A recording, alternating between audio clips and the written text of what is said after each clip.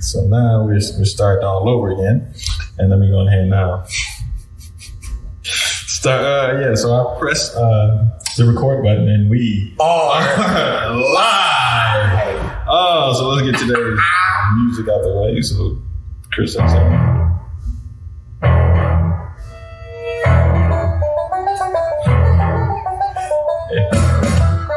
I mean, this seems like it's fitting. Yo, they had his coach there and handed out an award. Really? Connor's coach was at the thing, and he, so-and-so here, most notably known as Conor McGregor's head coach from SBG, he ended up handing out the award. He gave the award to Bailey. Oh, wow. That was the Irish guy who gave the award to Bailey. Minus 79 in the finals against Kevin. Oh, okay. After,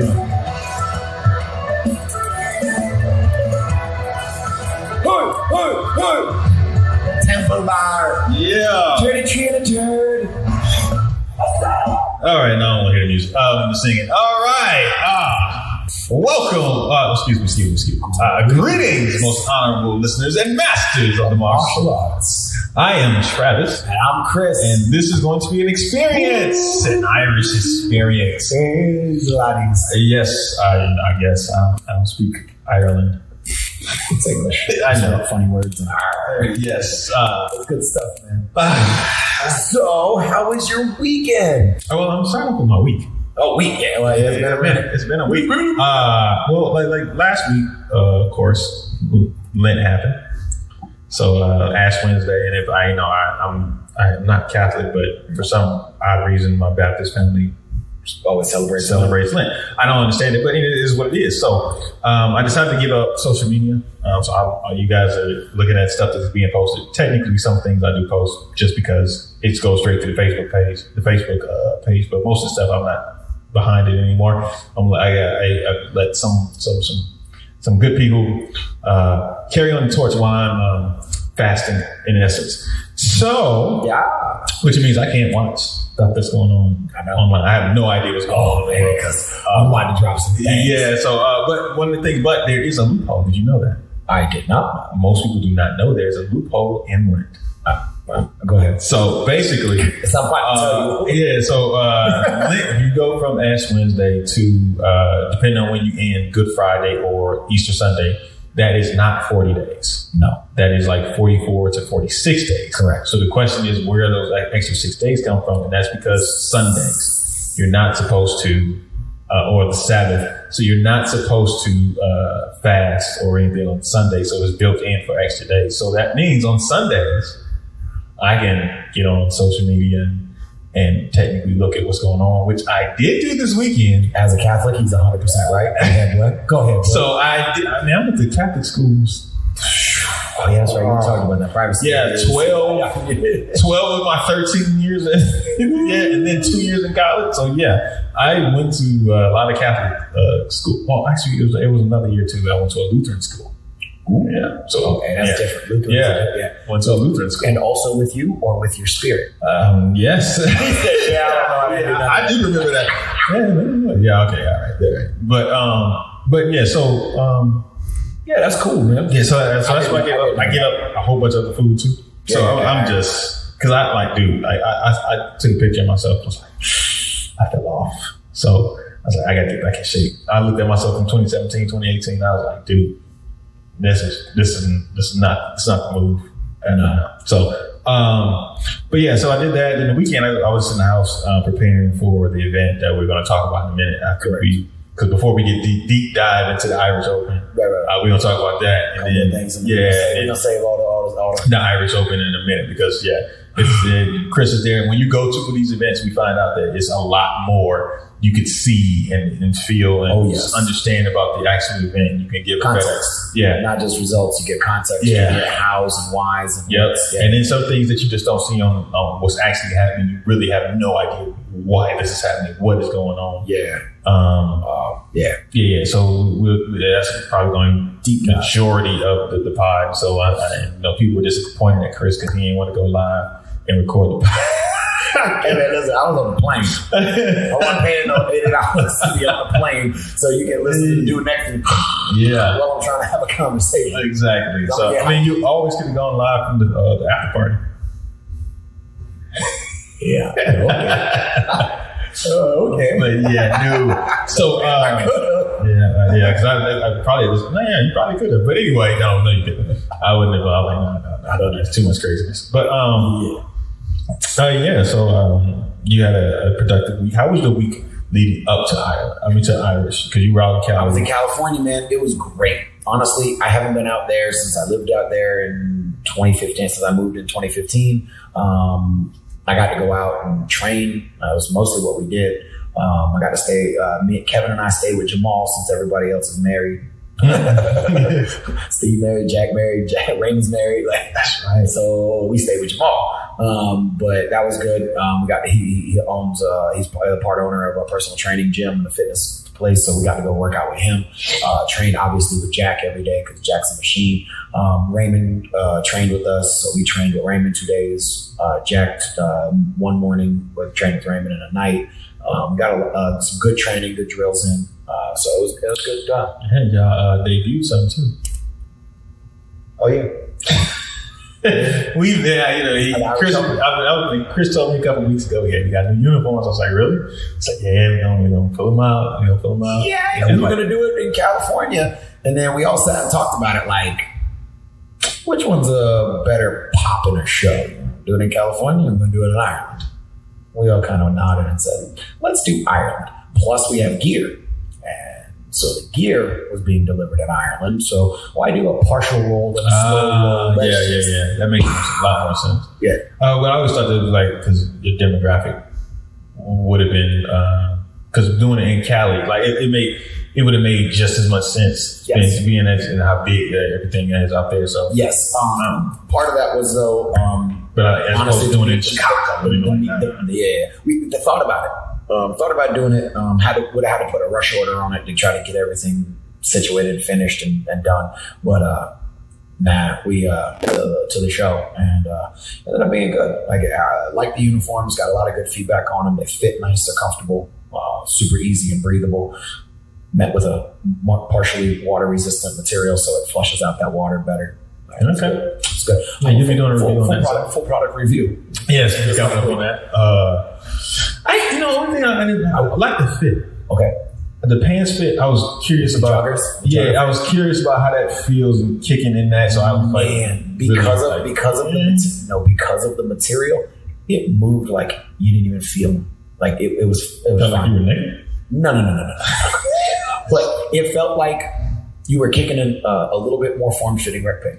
Yeah, like that's what I kind of gave that. And this for us, this run didn't have the pockets, but the next run is going to have pockets. Okay, so we have pockets. So I was looking at that and I was like, I don't know. I kind of, because the thing is, I like the design, the straight leg of it, and I was like, that's kind of cool. But I was like, I don't know how I would like to fight in it. Now I will say this though, with I liked it better to train in them without the shin pads. The shin pads made it a little bit more, but I still had plenty of room. I still got to kick. It was all free. There were no restricted movements. So I personally, I like them. I like a little bit better of the form fitting. We've gone from the era of the huge. Yeah. I used to wear an extra large rec suit. Yeah. I am easily a medium now. So and it fits more. So like, it does. And it's like that. I mean, think about it. You look at Jack in that thing, he looked kind of like a little superhero, and then you looked at Elijah in it, and it was like, hey, that looks good too. I just looked at it in that standpoint, but I was like, I don't know if I like the design of all of the different.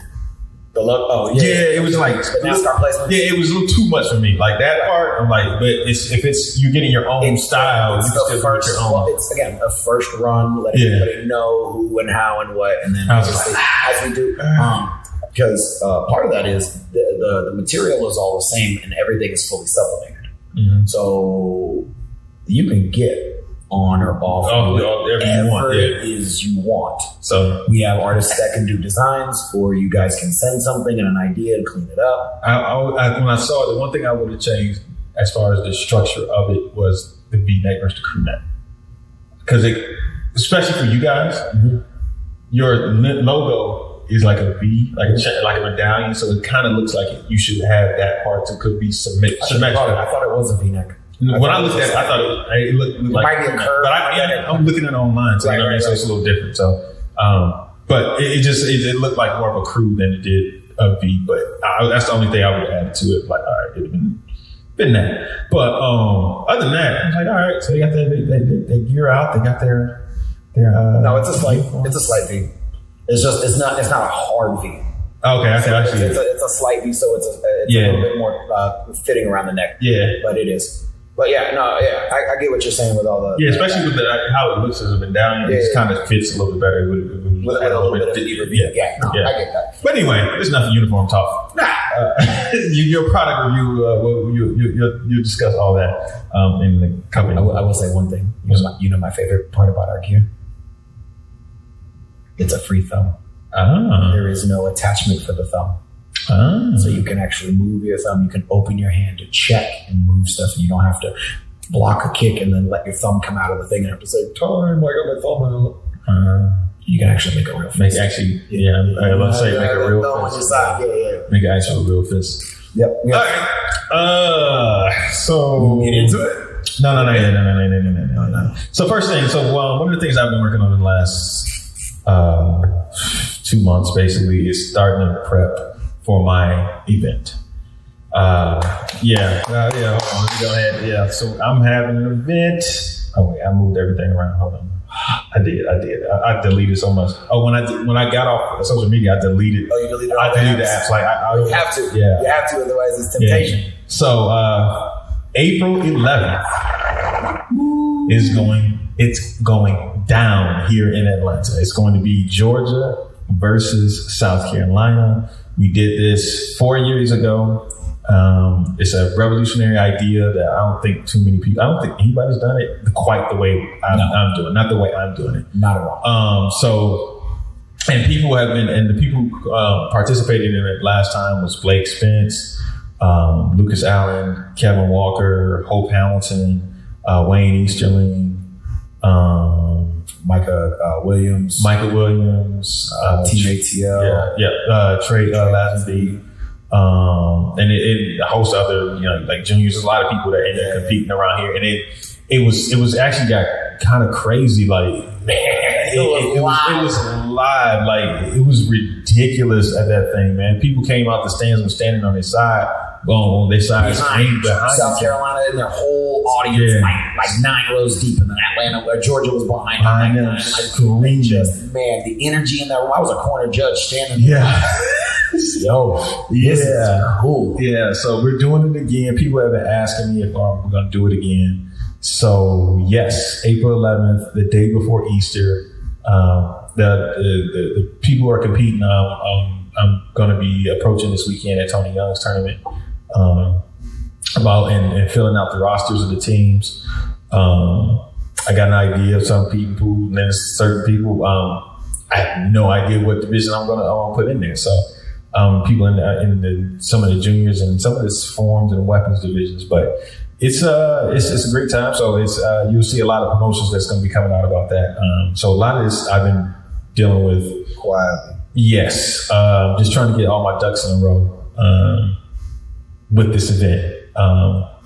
You heard Willie talk about it. If you guys listen, you guys should be listening to Raw, BB and Love. Everybody. And so he talked about it, how crazy it was, and he had Regina excited, ready to come out and watch it. Oh yeah, because it was just it's a completely different thing, man. We changing it from a participant sport to a spectator sport.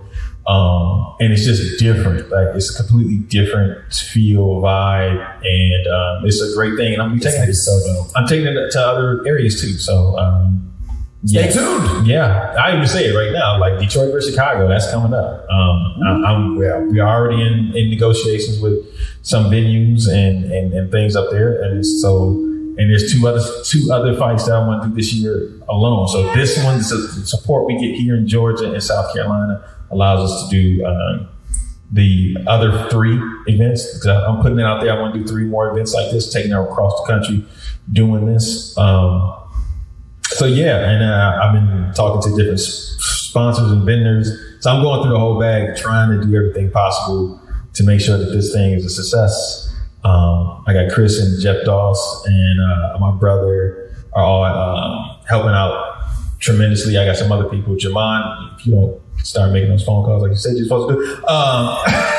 But yeah, it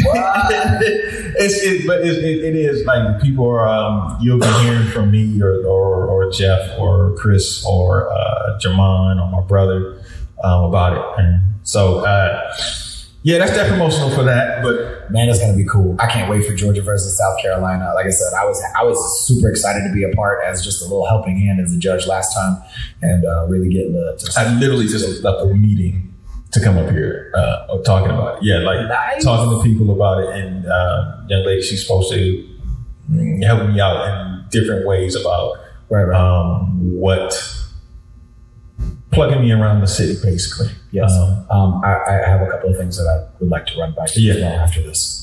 Cool. So that's that. Yeah, that's the little promotional part. You'll see a whole bunch of stuff that's coming out. For sure. Yeah. So, the cool thing, one of the coolest things that we did last time, and I want to do it again. Hopefully, I have enough time. Is the pre-show? Yeah. We did a pre-show. It was called Grind Time, and we went to the schools and interviewed everybody and made like a promo video. Yeah, promo. That was cool. 30-minute video. Cool. Yeah, that was pretty cool. And I want to do that again.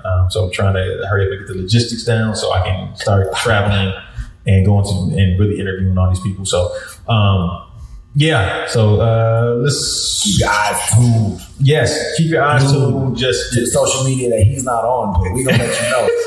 Extra share. Yeah, that's the crazy thing. It ends the day before, like the day after. Because we always went straight to Good Friday. We always went to Good Friday.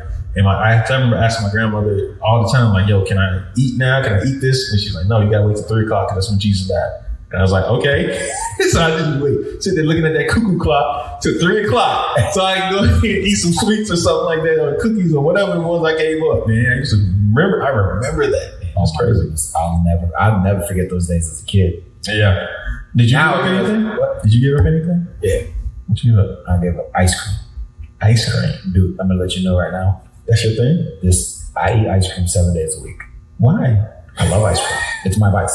That's my vice. Like typically food is my vice, but like I had such a fun experience in Ireland with food that I'm pretty much staving off food for a little while anyway. But as with that happened in the weekend and everything, like I'm in such a good place eating wise. Like I knew that I was going to give up sweets. Like so, I mean, I gave up a bunch of stuff, but like the major one for me is ice cream. And if anybody knows me, like even if it's 2 a.m, I'll run by 7-Eleven. So if I just walk in and some ice cream next week, I'll be mad. Man, I can't eat it like Chris. I can't eat it. I just bought it just for you. Here you go. I'll throw it right in the trash and cry about it when I go home. No, I have to go to Brewster's tomorrow to go pick up 2 banana split gift cards because at my school I do a split club. When the kid gets a full split out of my pocket, I go over to Brewster's. I grab my gift card for a banana split because I know kids don't like banana splits, but that's a goal worthy thing. Plus, it's kind of expensive. You don't like banana splits? Like kids don't eat bananas and nuts and cherries and all that stuff. They not like where we was. Their mommies and daddies tell them they didn't have to do all that. You don't like bananas? I hate bananas. Oh man, dude. You know what's funny? It's funny that we just stumbled on this topic, but the fact of the matter is, it's crazy. I was out last year at Battle of Atlanta. We were walking, and Avery needed something to eat, and I think my aunt gave him a banana, and he hates bananas. So I recorded this man trying to scarf down a banana. It was the funniest thing. And I had some reason just today, I was watching this. Like him trying to eat it. I know what I'm doing. He hated it. I was cracking him laughing. He probably mad. So like, sorry, I forgot about that. Anyway. But no, yeah. So, I can't stand bananas. I do not like bananas. And it was traumatic experience for me. But anyway. I believe it. Yeah. So I'm gonna be going over there to Brewster's to try to get gift cards and look at all that ice cream and be like, no, I can't have that. Yeah, man. No ice cream for you. No ice cream, no fried foods, no. Like I'm on a whole nother healthy thing. I started when I came back from Ireland. Every Tuesday is my vegan day. Every Tuesday is a vegan day. Every Thursday is a fast. Okay. So I eat breakfast Like if I don't eat before 9 a.m., then I don't eat. And then you gotta wait are you gotta wait until you get home at 8, or are you waiting until is it a full 24 hour? I will eat before 9 a.m. at breakfast, and then I won't eat again until Friday after 9 a.m. It'll be a full 24 hour. I used to do that all the time. That used to be my every Thursday routine. I would only, I do protein shakes and water.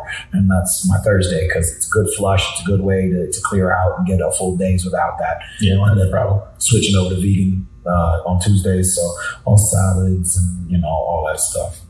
Oil, vinegar. Well, good luck to you with that.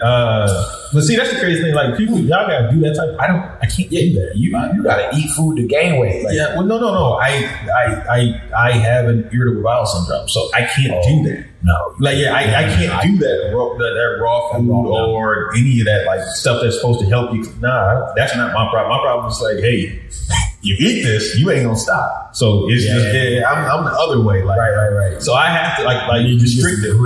Yeah, like I'm restrictive. Like, and right now I'm in a phase where I have to eat plain. Like I can't. Like my stomach is my stomach is right now. Yeah, it's messed up right now. So I literally have this is literally what I eat is like a baked chicken and white rice. That's it. That's my. And the thing is like. I cooked meal prep for the week. Oh, and then that's why I left it at home and didn't bring it to work. So I had to go to I went to Chick-fil-A and got a grilled chicken sandwich, nothing on it, and just ate that in a bottle of water. And that was it. That's when you do that, get the grilled chicken nuggets. I thought they have grilled chicken nuggets in it with the fork, and it's a little easier than having to scrape that off. And then I need the bread. Oh, you need the bread. I need the bread. No, it's like I need something else besides just that. If I need the bread, it's like, all right, I'm not supposed to on to. Yeah, I got you. I'm not supposed to eat the fries, but the fries don't bother me. Like I know, I got to a point where I know what doesn't. What doesn't. Yeah, just at least that. Unfortunately, I had to go through all the stuff to get to that. Yeah, so you had to find out. But at least you're at that point where I know yes or no. It's not going to bother me. And then I know when I'm out of it, I know what can trigger it and what's more than likely not going to bother me. But it is what it is. Anyway, enough digestive talk. Let's get into... one thing. You were in Ireland. I was at the City West Dublin. Yes, I was. Did they have curry fries outside? Of course they did. They didn't have the little truck that used to, the little vendor truck that sat outside. Nah, but they did have the curry chicken and the curry fries inside the hall. Wow. So they had that. They had the pasta bolognese, the penne pasta with the meat sauce, and then they had the chicken tenders and the potato wedges. All right. So now, people, after about 22 minutes of stuff that y'all probably don't care about, except for the Georgia versus South Carolina, y'all better care about that. Better care about that. Yes, face off. All right. So, that's another thing. I got some little things, some trinkets and stuff that I'm passing out this weekend. Nice. Tony's turn. But with that, let's get into the Irish Open. 2020, ladies and gentlemen, the Irish Open, presented to you by Roy Baker and Associates. Yes. They extended the registration and they stopped people from coming due to the World Health Organization saying people from these areas shouldn't be traveling because of, the coronavirus. We'll leave that alone. But yes, we had about 250 or so Italians that weren't able to make it. Like we discussed from the beginning, there was a big Greek population that wasn't able to come as well. But man, the event was big. It was organized. It was pretty fantastic all the way throughout. That's the political part. There we go. You got political. Oh yeah, that was the because I love the Irish Open. I mean, we've been going to the Irish Open since 2005. Raymond and them going since I think 2000. Back when it was at the Tala Basketball Arena, all the way to now where it's at the City West, where they had to remodel the City West. Remember when we went there in the lobby? There used to be that one bar right there on the side. Yes, that's all gone. Really? That's gone, and now the bar is all the way at the back, and there's another one around the corner, and there's that other one around the corner. So what's in the space of that? Where the bar used to be? Where they had the other bar and then this bar, and they just had them both together on that wall. They closed the wall off, and they just have that one bar. Then they have the second bar in the back room, and then in the very, very back of that room where there was just benches, they put a bar there. Yeah, I'm gonna say pizza bar. I'm gonna say this, man. We put a lot of money into that City West Dublin. Oh my goodness! Listen, Listen, put a lot of money in this. They need to just rename it to the Sport Martial Arts Arena or something Irish like that. Open Arena. Nah, because it's like WKC, WKU, Waco, all of them use that. Walker's been there.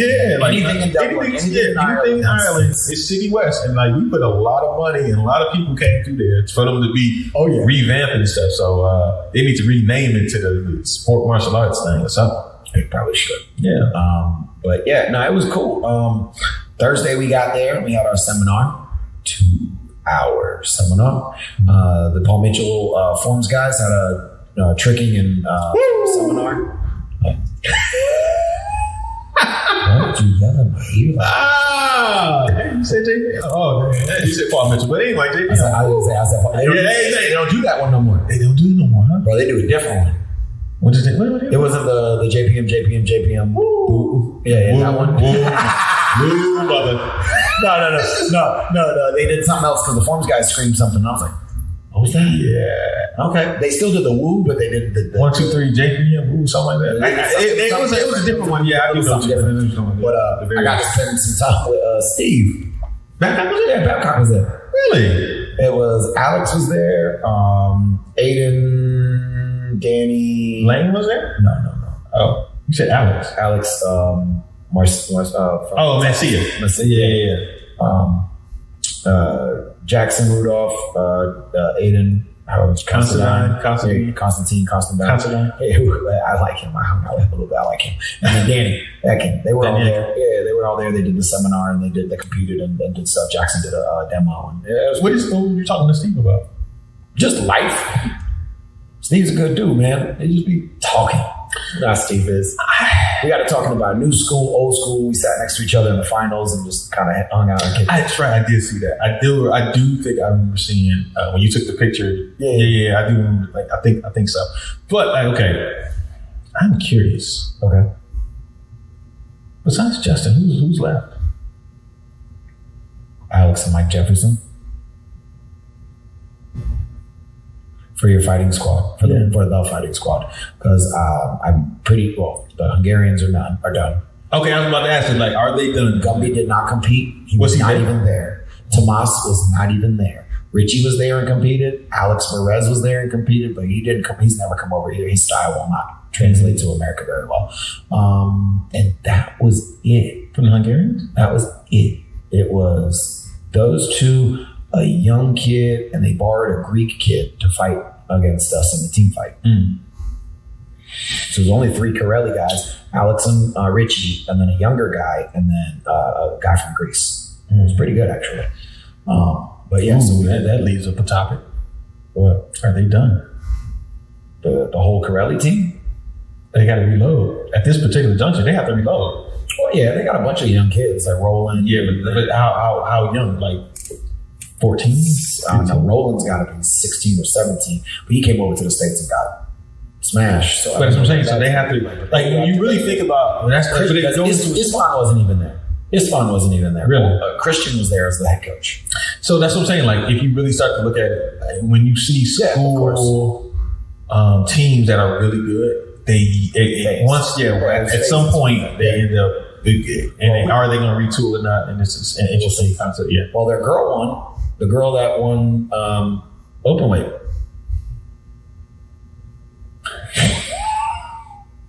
She was awarded the victory. Yes. But that girl, it's funny enough, that's her first tournament back.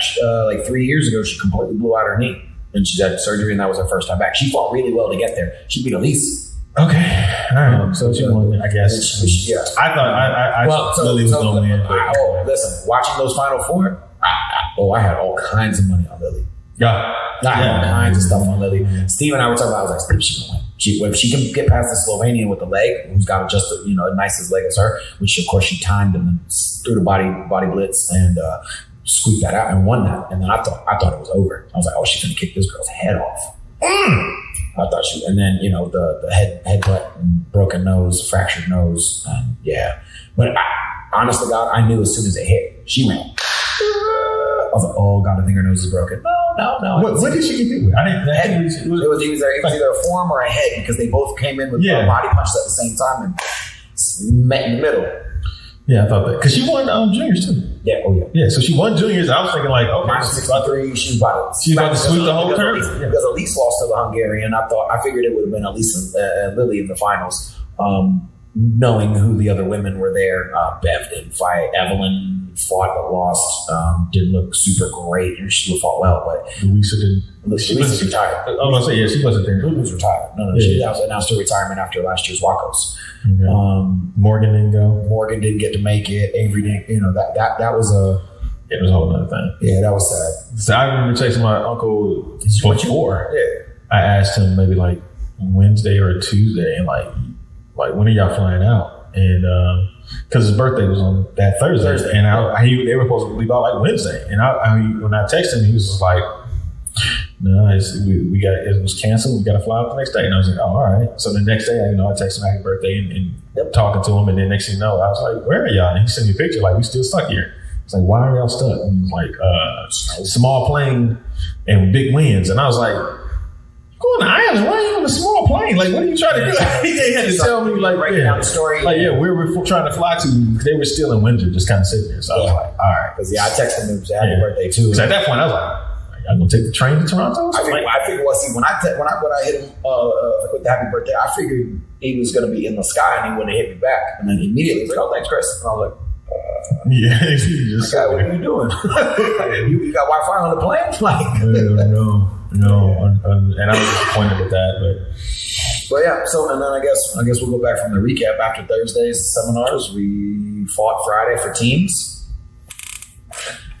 Yeah. Well, what happened with teams? I heard it was. I say this. I was looking at like, all right, how many teams was it? It was like 4 pools of 4, 5 or 6. 5.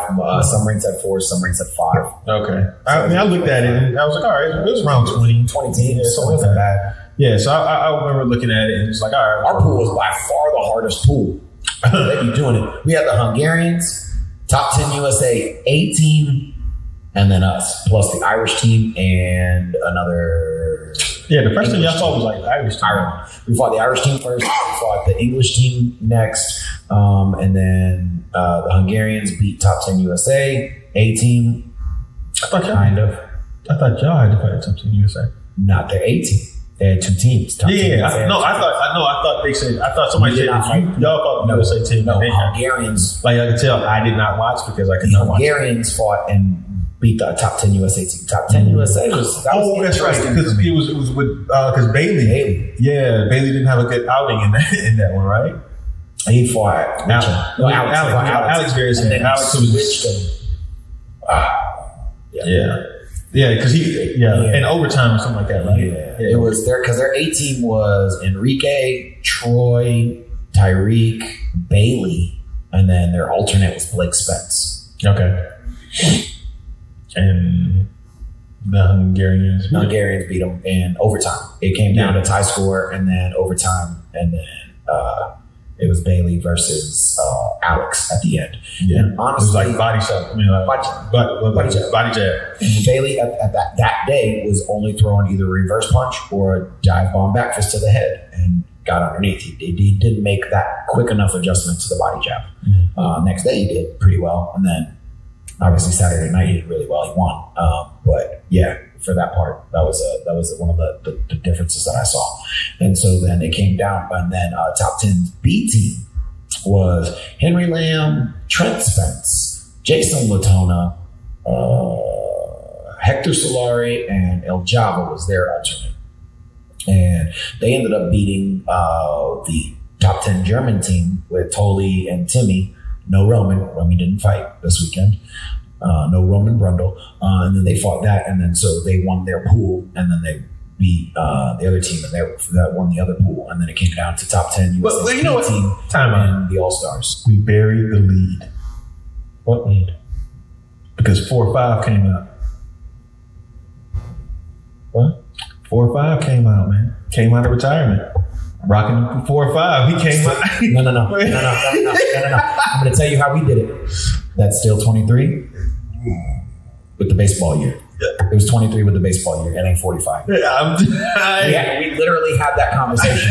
We legitimately had the conversation. He was like, nah, it ain't the 4-5. It ain't the 4-5. It's only a little itty bitty squeak. That's like, the baseball years. Still 23. That's what 445 was. No. Yes. Oh, for the first, half a season? And then he was like, I'll just pay the fine every time. No. What happened was when he came back in January or March or February, whenever he came back, he was wearing 45. Yeah. And then he switched to 23. Because I'm not 45. Yeah. And in the playoffs, he switched back to 23. And they had to pay those fines. But it was a short little 45. Yeah. He came back like Jordan wearing 4-5. He didn't fight the whole tournament, did he?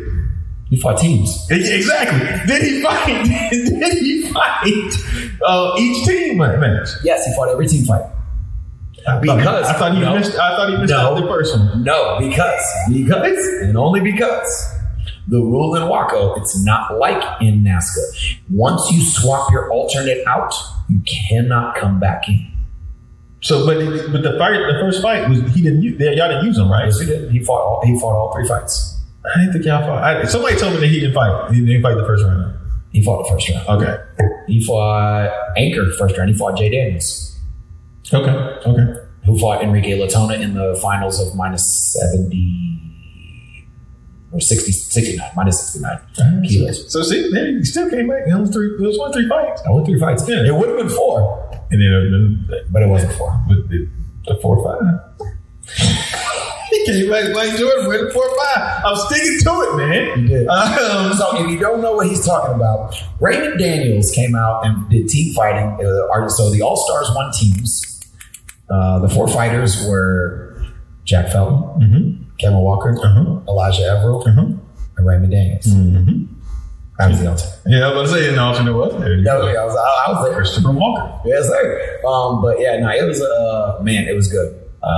Ups and downs, back and forths, adjustments made. Team fighting went really well.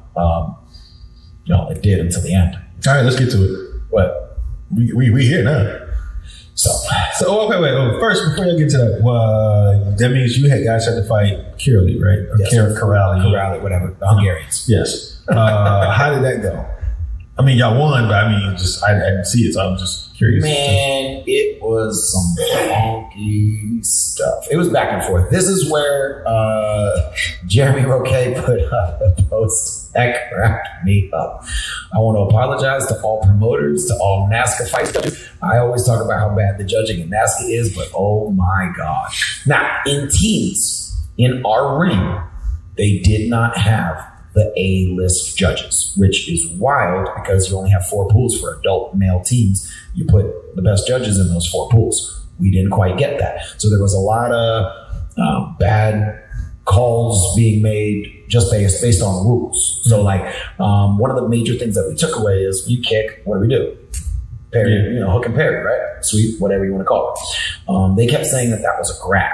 So it was a grab. And so they kept warning us and telling us it's not a score. So anytime someone kicked, you had to push down or move out of the way and hit. You couldn't sweep it and then counter. So we're arguing over that.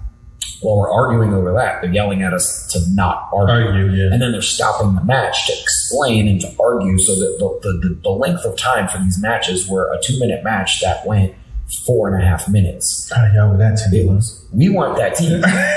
The calls were those calls. And they did it against some of the other players, but a lot of them were it seemed like the people that they specifically put in that ring were kind of just, no, you can't do that. No, you can't do that. No, you can't do that. No, they gave Raymond a warning because he hit a guy and the guy needed to see a medic. And so the rule is you have to stand. And we didn't know this until after they gave Raymond a warning for it. That he has to stand in one square in a corner facing away. Well, Raymond's kind of in 2 or 3 squares, kind of pacing back and forth in that general area. And the lady was just like, minus.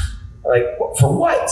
You have to stay there and you have to listen. Like, I'm fighting, kind of, I'm not running away. I'm not talking to a coach. I'm not over there with I'm in the area you want me to be. But it was crazy. It was like any and every little thing that happened was pulled out and pointed out.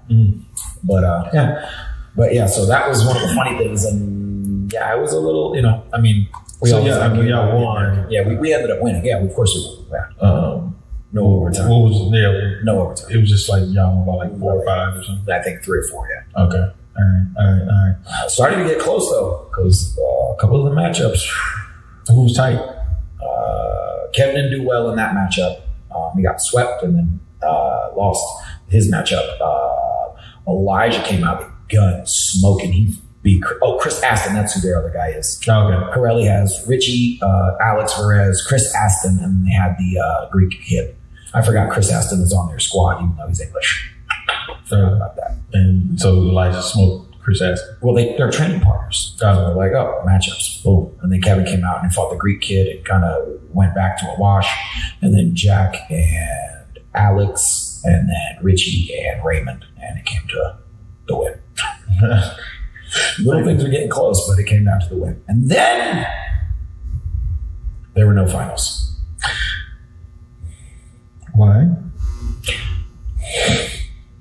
Thoughts or official reasons?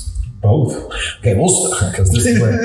Okay, this was the official reason 2 fighters were injured, so they wouldn't have a fourth to fill the team if they only filled the alternate. Okay, that was the official reason. That's what we were told.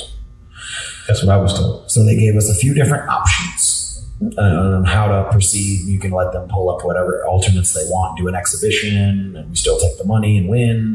We could not fight and keep the money and win. We could let them put on another guy. How much money? 25. Honey. Okay. And then we could we could do that and actually have a real fight. Wait, say that again?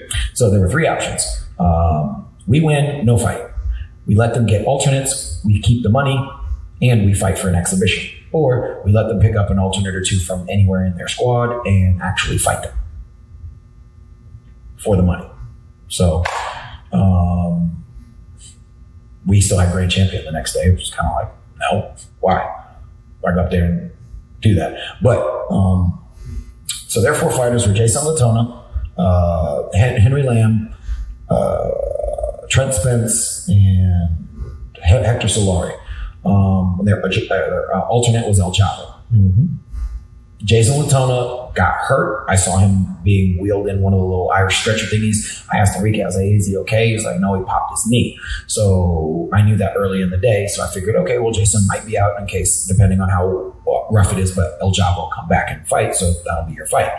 And then apparently, Henry Lamb got hurt. Little bumps and bruises and all that jazz. But he fought on Sunday in open weight. Jason Latona did not fight Sunday in open weight.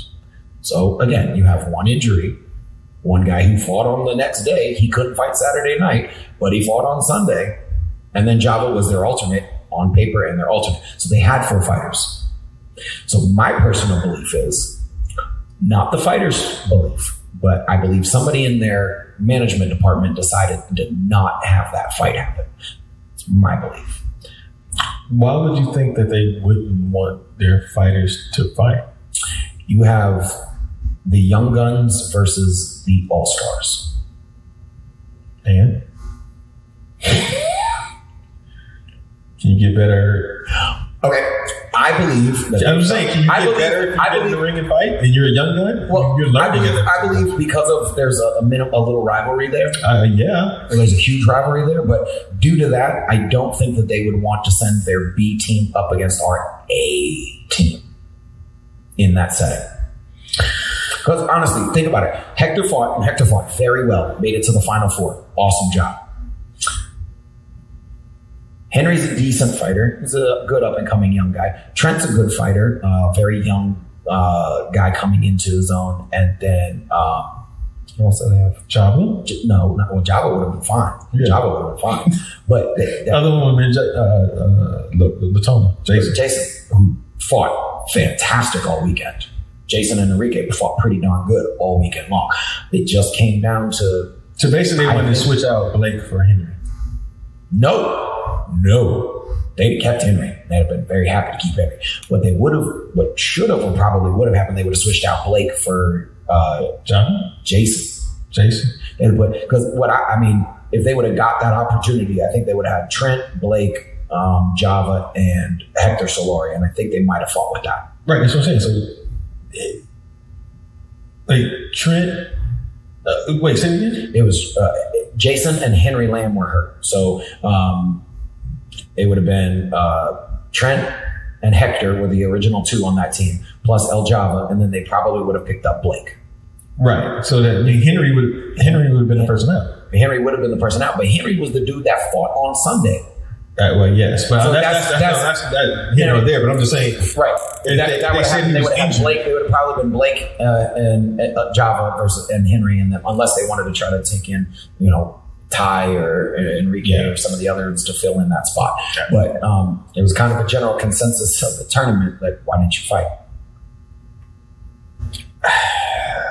I mean, I'm not in their camp. I don't know what they do. I don't want to be looked at as like some person throwing dirt and throwing shade on them, but you can't say you have an injury and the dude fight the next day. This is just my personal belief. Yeah, that's bad look. And you had Java in there, so you technically had 3 fighters and then a dude who's having bumps and bruises. Yeah, he's a little banged up. Who, when you go to the tournament, is not banged up. I mean, Kevin fought all the way through getting a pop knee from getting a bad sweep and the guy dislocating him, looking not doing well on that last fight with Troy, feeling like crap, but he went out there and he fought. He took his L like, a champ. Like, that's what happens. But I don't know. Like I said, to me, that's a management decision. So for me, that's my Irish Open Charmin Award because that was kind of soft.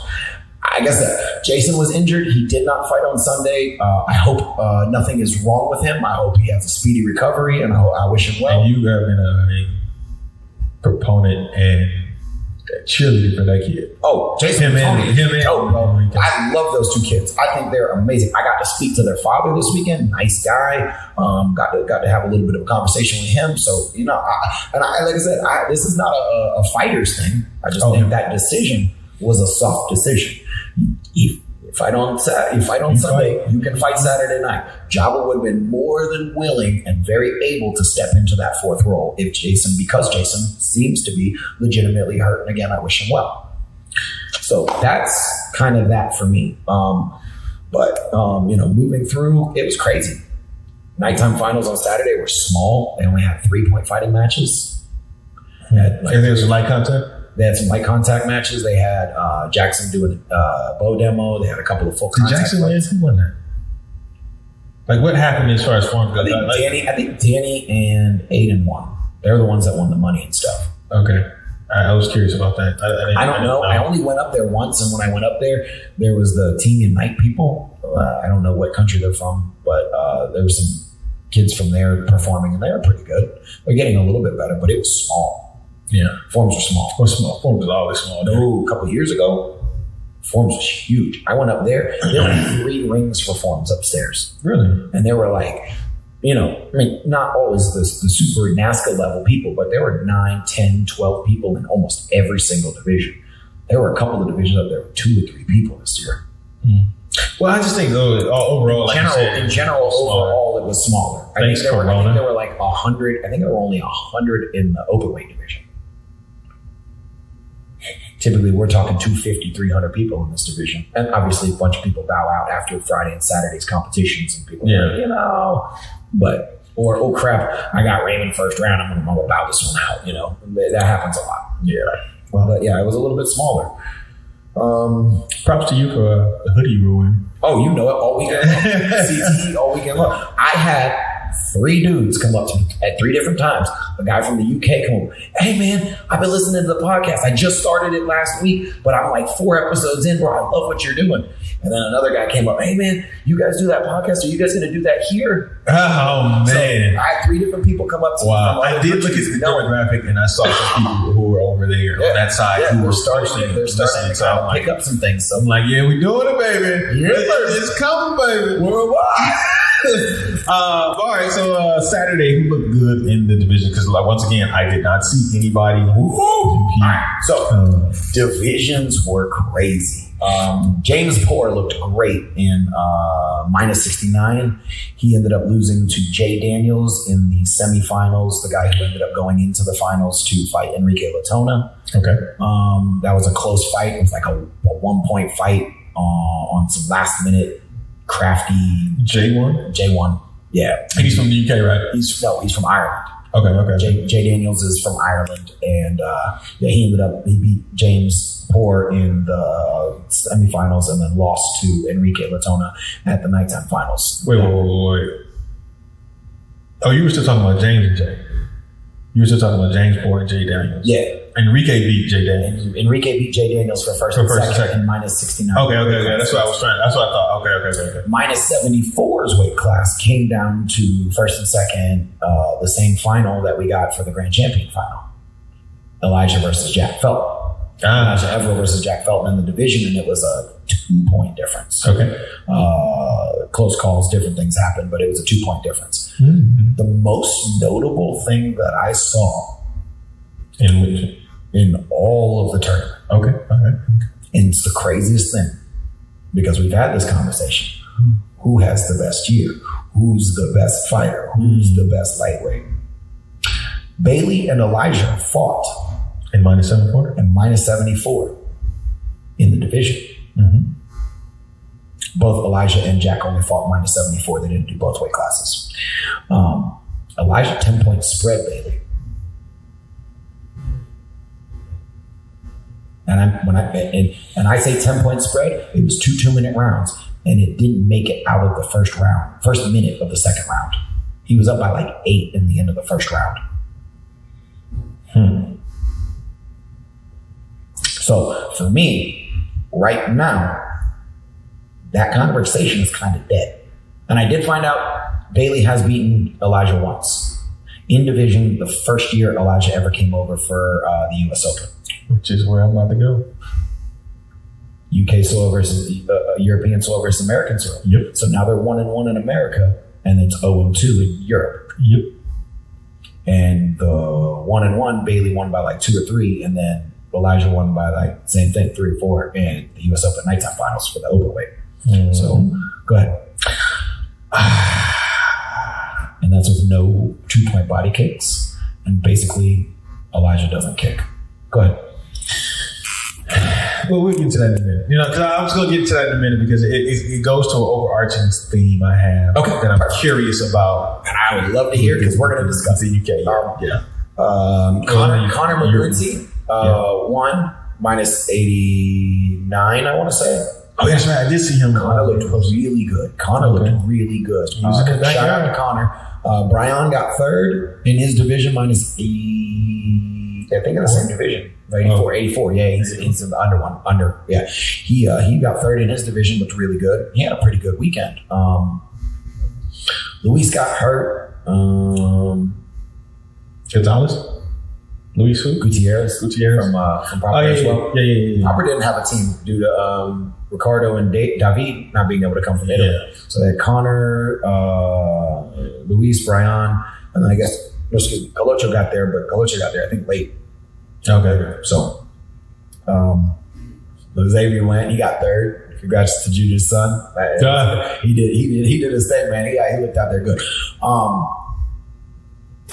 The 2 stars from America for me, though, neither one of them are 18. Enrique? Well, Enrique did really well. He won his division. He lost to Hector Solari in open weight. Okay. Tyson Ray. Okay. And Paulo Sarafico. Who? Powell. We call him Powell. He's from WCK. He's from Raymond School. He's the first junior to ever win a Waka World Championship. I think I saw him fighting on Sunday. He also was the first person to win a Waka World Championship as a junior from America, and then he was the first American junior to ever win the Irish Open. So, and he did that in the same year, 2017. Then he went back this year and won like 2 weight class, an open weight, another weight class. Like he had like 4 trophies. He won like 3 or 4 things. So he did really, really well. Tyson Ray fought everything. He fought so many things and won almost everything except for that last 16 to 18 grand champion. He lost to the kid who ended up winning it, the whole thing from England, from JC Cashman School. Isn't Tyson's 15, right? I believe so, yes. Yeah, okay. Yeah, but him and Powell are the same age. Okay. That was funny. Just different brackets and how it worked out. Okay. All right. I was just curious. Okay, all right. Tyson. That's fantastic. Yeah. I was going to say this, like, it's certain people you just see and you just like, all right, y'all got to watch out. just you got to watch out for that kid. Yeah, like it's certain people when you see him in the juniors, and Tyson is it. Like Bailey, when you saw Bailey, you're like, all right, he's stepping straight. He steps up, he's coming up. Yeah, he's gonna be a problem. I mean, right now the only the juniors that are like that are at making that noise. It's Jason and Tyson. Yeah, I see some of the other kids who are good, and I take note, but I look at them as being some of the ones who you're not gonna come already in. there. Yeah, you're not gonna come in at 18 killing. But you may make some noise. But you're going to have to work to get that grant. Like some of these people that are coming in, you look at like when you saw like Preston coming in, you know what I mean? Like when you saw like Preston at 17 as a junior, yeah, like when he came, you knew when he got to the Jason, you knew that. Not even me. I'm like, no, I wasn't them. It was Jason, and it was Jason, it was Preston, it was Raymond. I thought Ryan Huntley was going to do better than he finished as fight. I know. He just did fight. You know who I thought was going to be that kid for a little while? Thomas, right? You already know. Come on, man. Why you on my brain? Everybody knew Thomas. Like, yeah, it's like, yeah. I thought Thomas was going to be that dude. Yeah, everybody did. Yeah. So no. But yeah, Tyson is in that. Yeah. And you just look at it like, all right, that kid's gonna be a problem when he gets up there. And we have to work for that one. Yeah, you have to really beat this kid. Like you can't take him like. So, it's not like one of those the kids like, just coming up. Yeah, welcome to the adult division. Exactly. And then no. Like, you like, okay, kid. Yeah. What's up? Yeah, I'm here. You're gonna have to fight that kid. Absolutely. But anyway, go ahead. It was great to see DeJuan Brown there. Yeah, I did think DeJuan was out there. DeJuan was there, bro. Yeah. Now he fought really, really well. He fought Ant. He lost to Ant in the division. Okay. Yeah, Ant did well. Ant did pretty well. I mean, yeah. The notable fights were the ones who was in heavyweight? Honestly, Chris Aston got second in his division to Connor. That was minus 89. Who's the fat boys? Minus 94, plus 94. Yeah, plus 94. I don't even know. I don't even remember any dudes that were. Joannis, I think. What? It's something. One of them. He's Austrian. Okay. He fought Hector Solari in the final pool to get into the final four, the Elite 8 round. Oh yeah. Okay. I'm pretty sure it was him who won, but I can't. Honest to goodness, I can't guarantee it. There was a really good Irish guy. There was a big Irish guy too. Had good movement, fadeaway back fist. Well, that's Saturday. Yep, and then Sunday open weight. Yeah, completely different thing. Oh jeez. Yeah, it was crazy. Sat around. It was supposed to start at 3, and nobody started at 3 except for one pool started at 3 because they had all the juniors and the kids divisions and the juniors open weights. Tyson Ray fought after I fought. Tyson Ray fought his open weight. I saw your fight. Which one? I don't know. The good one or the bad one? I went too. I fought a little Russian. Gregory. I think I didn't say Gregory. Apparently, he won Athens Challenge. Right. Okay. But we'll see. And he knocked out Richie because it's tatami 13 women's open weight is what it says. That's the one. I was looking at 14, and it's 5.5 hours on. 14 is only 2 or 3 pools, and then every other pool was in ring 13. So when you look at it, I can see you. I'm watching team 14, and I'm looking across and I see you out there. And I'm like, yo, where is this stream at? And I'm like, you got to be like 13 or 12 or 11. Tatami 13, and it's under women's open weight. It's a 5.5 hour stream. That's one of the ones that didn't actually keep breaking off and shutting off because the internet there was rough. They had to Emily and them had to bring their own routers. There were the few times. Always do. It's always bad. They got a new one and it was rough. So it was funny. I was actually part of their team for a little while. I was running around, and while I was helping out before my fights, I would go by and make sure all the phones were screened and recording and live. So there was a couple of them that was like men's fighting and not tatami whatever part whatever. Yeah. When you saw those weird titles, that was me. So I was like, what is happening right now? And then sometimes it was only 3 streams going. Yeah, well, because they would break off and they would shut down, and nobody knew it because they were doing their interviews and they were doing their things running around, and they were supposed to kind of go, and then it's down, and they had to run by and do it. So we kind of tried to help them out as best we could. Shout out to M, Mallory, Nick, and those guys out there doing their sport martial arts thing. Yes, they did a really good job, especially for the job I did not want. No. helping them out showed me no thank you. Yes. I'll bring a camera and I'll do a couple of interviews and because people ask us to cover. I'm like, no, I will do interviews and stuff there. I'm not going around full coverage. No, I don't want to be Tournament News Online. I don't want to be Blitz Kick. Was that the one? Yeah, it was Blitz Kick. And then there was the other one, and then Point Fighter, and it's no, before. I'm talking about the ones that didn't last. Oh, Tournament News Online. Tournament News Online, Blitz Kick. There was another one. It was something Sport Karate. Sport Karate Videos. Yeah, Sport Karate Videos. That was the one I couldn't remember because I was like, it was Sport Karate something other, but it was Sport Mass Link. But sportmartialarts.com. What was Mass Link stand for again? Martial arts. Sport something around culture. I was trying to remember. Martial Arts Sport League, something or other. I think that's what it was. Yeah, I don't remember. Em, what's up? So Sundays, I mean, the Elite Eight, the final 8 were great because what they did was they split all of us into 8 pools because they were supposed to have us in ring 1, ring 2, ring 3, ring 4, ring 5, ring 6, ring 7, ring 8, right? Didn't happen because of all the kids divisions, so they ended up basically pulling us in ring 13 and 14 and running all the pools back to back. They had a great idea of how to separate us and to build us down and to make it quick. Wait, was it a lot of kids? Was it that many kids? There was a bunch of kids. No, there were a bunch of kids. And because the kids' divisions are 2 2-minute rounds.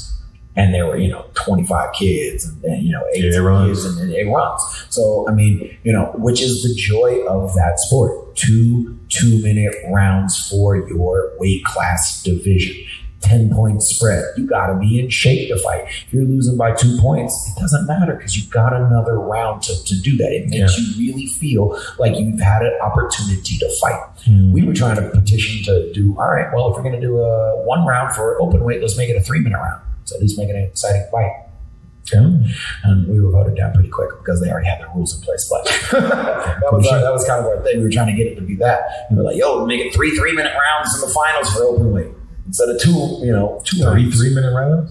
Jesus. Well, Waco Pros are 5 3-minute rounds. Yeah, well, that's not Waco Pro. That's true. I would love to see a Waco Pro event in America. Considering we only have 1 Waco Pro American champion. And he's still the champion. Because nobody has challenged him to take that Waco Pro belt. Well, yeah. Because Andy Cleaves had it, and then he challenged Andy Cleaves and then won by an astronomical amount. So technically, Raymond's still the Waco Pro champion, I think. I think Paul Mitchell is still technically the Waco Pro World Team Champions that year. They went over there, Pedro and all them. Johnny, Pedro, Michael's still the heavyweight champion. I don't know because I haven't seen any updates on any of the Waco Pro stuff in a long time. Crazy. Because I remember when he did that. He won it. He brought Alvin Mighty. No, what was his name? Oh my God! No, that wasn't that far. It was dude from the UK was a Waco Pro, and he came over here, and we had this thing called the Clash of the Titans, and he fought for it, and it was '96. For Alfie? No, it wasn't Alfie Lewis. It wasn't Alfie Lewis. Oh, then it was it the big dude they called Megatron? I think so. Yeah, Michael broke his ribs. I remember. I know you talking about. So he brought him over here, and then Emmanuel St. Louis challenged my uncle in Montreal in '99, and All right, so I probably the Waco Pro fight I mentioned. I'm like, I'm trying to think like, so what if he still like if anybody is because he hadn't fought since then, so I'm like maybe he just vacated the title and nobody has it or somebody won it. That's going to be something that's interesting. I'm going to have to call Roy Baker. Yeah, that's interesting to see because I know the president of Waco. Good job there, sir. Nah, you know what I mean. I know. I am the president of Waco. That was a recent title. That I know. I remember the ceremony. Yeah, 6 months. Yeah. He's got his cool little vest that says Waco president and stuff. Like he was walking around all official and stuff. And, Roy's cool, dude. Yeah, he is. Slick back here. Oh, goodness. Yeah. The finals were cool. I like the setup. I mean, I got to get inside the barrier this time, which was dope. All right, let's get to it. Jack and Elijah. What was the last 4? It was Jack. Hector. Last 4 were Jack versus Richie. Hector versus Elijah. Right. Before that, honestly, I did not think Richie beat Bailey to get to the final 4. I thought Bailey won that fight. Why do you think that? just watching it, the way that I call fights, the way that I saw the fights, the scoring, and the way that it was, I just thought. So we were gonna have a second Bailey Elijah fight? No, that would have been Jack versus Bailey. Okay. Oh, and that's the fight he wants. That's the one he wants. That's the one I want. Oh man, dang. Oh man. Oh well. All right. You know what? But honestly, you know what Bailey was freaking chomping at the bit for? Elijah, Hector, Jack, teams. Oh, 4 or 5. He wanted. Yeah, when he saw that, I'm sure he said he wanted to fight. I know it for a fact. Like he got a uniform on. Oh, we're in the same pool. I could get it. Like you could see, like it just. Wait, it was the best thing ever. Was people's faces. It was saying that he was putting on a uniform. Well, no, because nobody, like, we were all like dressed in our uniform, and he's all in a t-shirt and shorts and just wobbling around. They call pool, whatever, the first pool, and so he's kind of over there chilling. We're kind of going to the ring, and he gets changed, and then he walks, and as he's getting changed, of course he did. He got to do the RD thing. And he's putting on the feet pads, and people are like they were, because we had the Evolution Fight team, Evolution Fight Systems table, and selling shirts and all that stuff. And like people would walk by, and then when they saw him with a uniform on, with the same uniform that we had on, the stops and the looks were like, is he gonna fight? Is he gonna fight? Like I'm talking about the German top 10 team, like the other American teams. Oh, this is an experience. Well, to that point, all right. Final Four. Is it much to talk about in the Hector and Elijah fight? No. Is it much to talk about the Richie and Jack fight? Not really.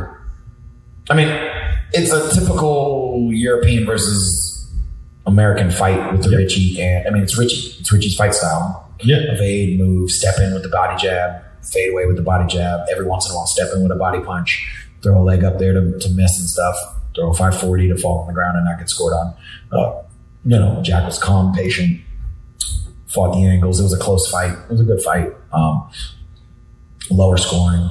Hector and Elijah, once Elijah found his rhythm with Hector's movement and Hector's spacing, he was kind of able to start taking off, and it became a pretty one-sided fight after the first half. Okay. And then Jack and Elijah was just back and forth and close and back and forth to the end. All right. So I watched this fight. This is the fight I actually watched. All right.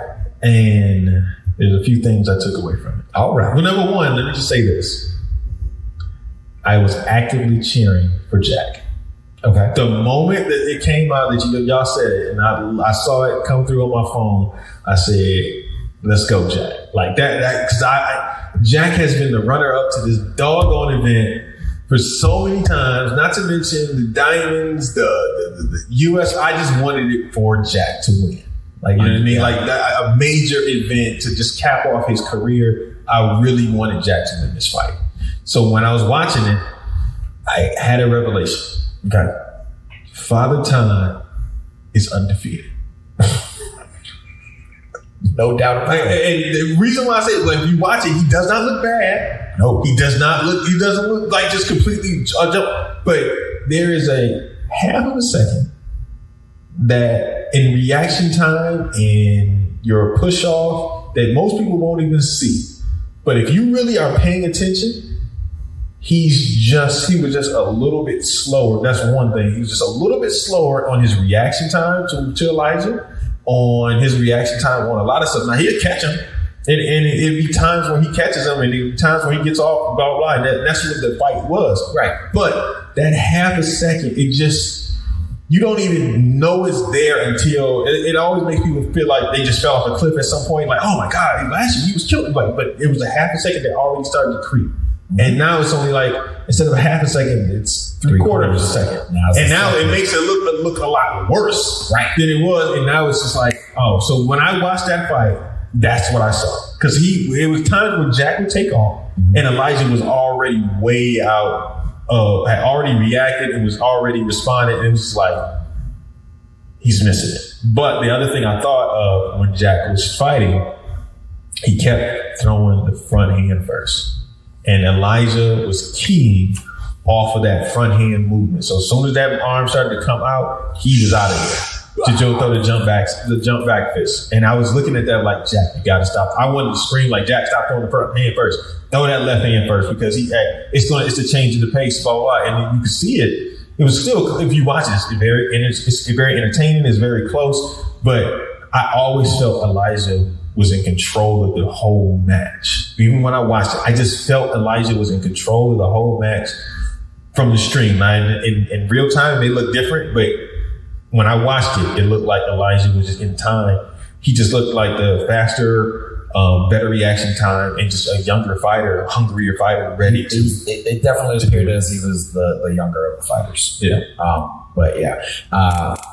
Oh man, that was a great fight until the one swing. That real shift in momentum, that call.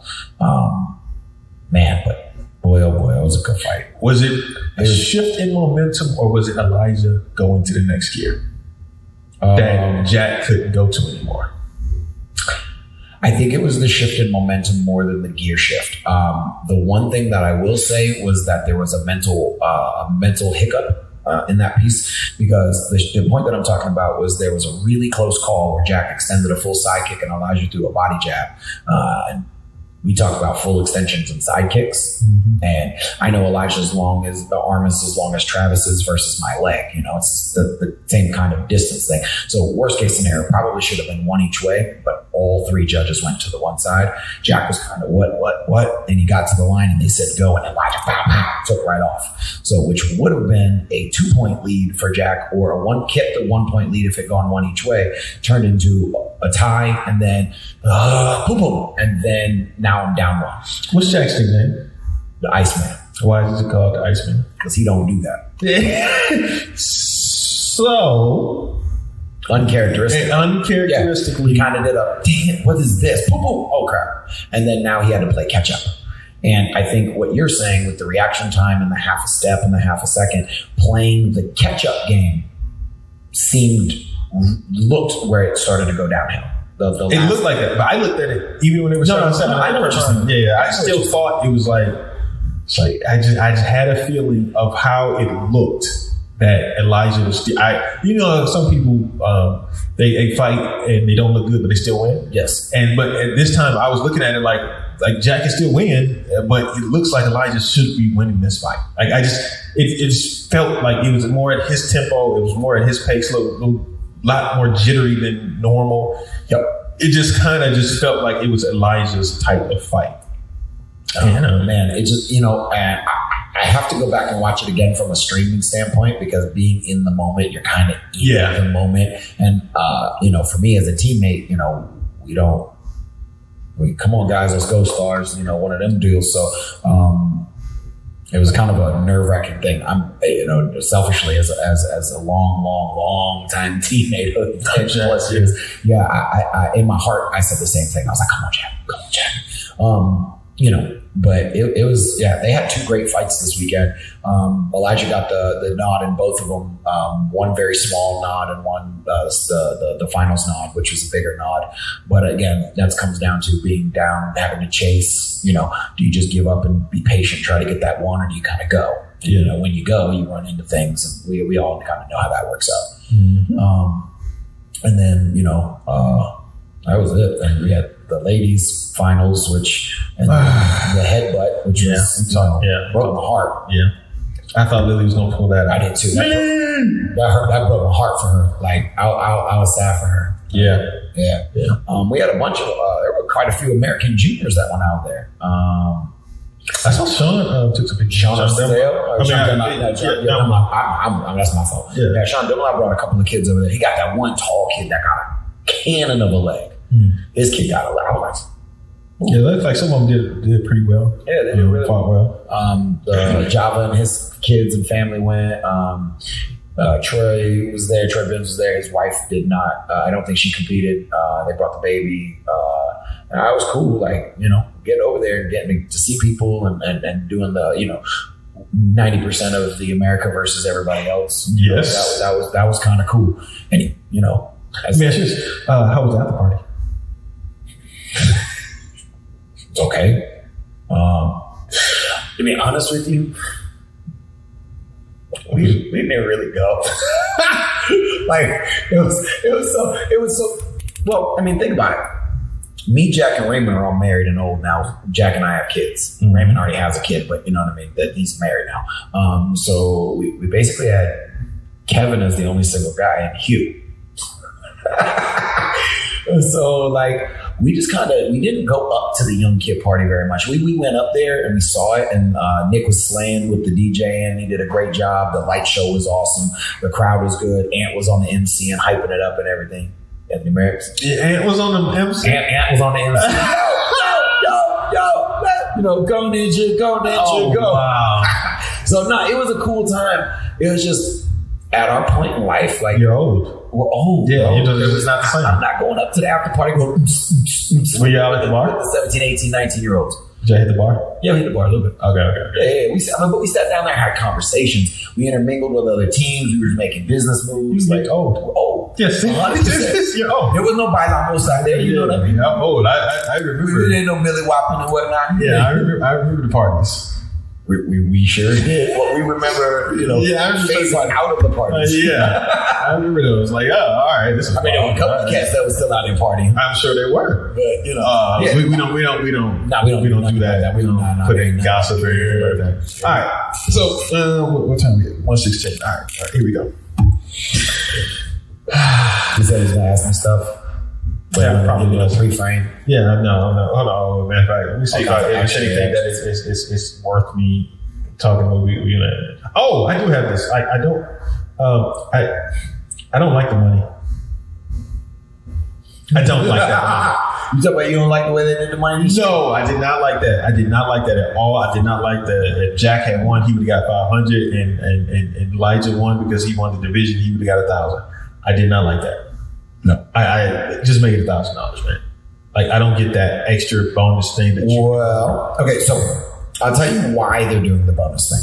I will tell you that I don't agree with the payout scale of the bonus, but the reason they're doing the bonus is because so many people for so many years, the rule in WACO is you cannot compete in the Grand Champion / open weight, whatever they want to call it now. It was originally called the Grand Champion division. They called it Grand Champion division. Yeah, I think so. Yeah, but most people over here call it open weight. Yeah, and I think it's labeled open weight, but they call it Grand Champion. But yeah. So you have to compete in your division in order to be able to go to open weight. Yes. There were people who would sign up. There have been several people, no, who we know personally, who would sign up for the division and very easily, on purposely go, I'm coming with a back fist. Oh, look at that, you scored. And then not fight at all for the rest of the fight just to say, I fought in the division, and now tomorrow I'll go for the money for open weight. There are quite a few people who would just do that. So this year, I believe it's the first year. They may have done it, but I haven't been since 2015. So it's the first time I'm seeing it. Mm-hmm. If you win your division, you get an extra 500 euros on top of the division, on top of the actual Grand Champion prize money, to help incentivize people actually fighting to get the best fighters in the weight classes to get the best finals. Okay. So that is awesome. All right. That scheme and that thought process is awesome. But it used to be 1,000 euros or 1,500 euros for the Grand Champion division. And then if you kept the 1,000 or the 15, and then you wanted to throw a little bonus, a little sprinkle something extra on top for doing extra work, I think that would be okay. But to say it was $500 for the Irish Open Grand Champion is where it's stupid. But even the $1,000, I think it's stupid. How many people do they have at that time? Oh, how many starts do they have that they talk about? 3,400? Yeah. 3,400 starts? How much money is that? Like 40 euros per division. Per division? So, okay, we're already talking about 120,000. All right, so, that means 12,000. 34, 40? Yeah, something like that. Yeah. Whatever, man. I don't feel like doing the math. Anyway, that is cheap to just say, hey, like, if you can get $1,000, 500, that's cheap. I'm sorry, I don't like that. I agree. And then the thing is that your bonus is to give an extra $500 to whoever wins it, when you can easily just say the winner of the division gets $200. But that's only if you win your division and you win grand championship. Exactly. You have to win. But that's my point. To get the bonus. You could easily just say $200 to each one of those divisions, 8 divisions.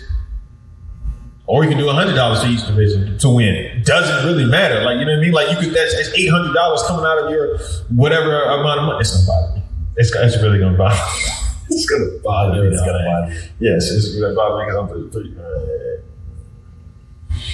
$136,000. It's not included. $800 out of your $136,000.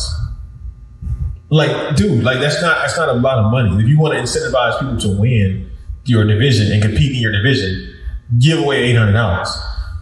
That I don't like that. That just reeks of being cheap. Like, just reeks of being cheap. Now, the only reason I will say that it's not cheapness out of that, I don't know what the reasoning behind not giving more money is because Roy doesn't take any profit from his tournament.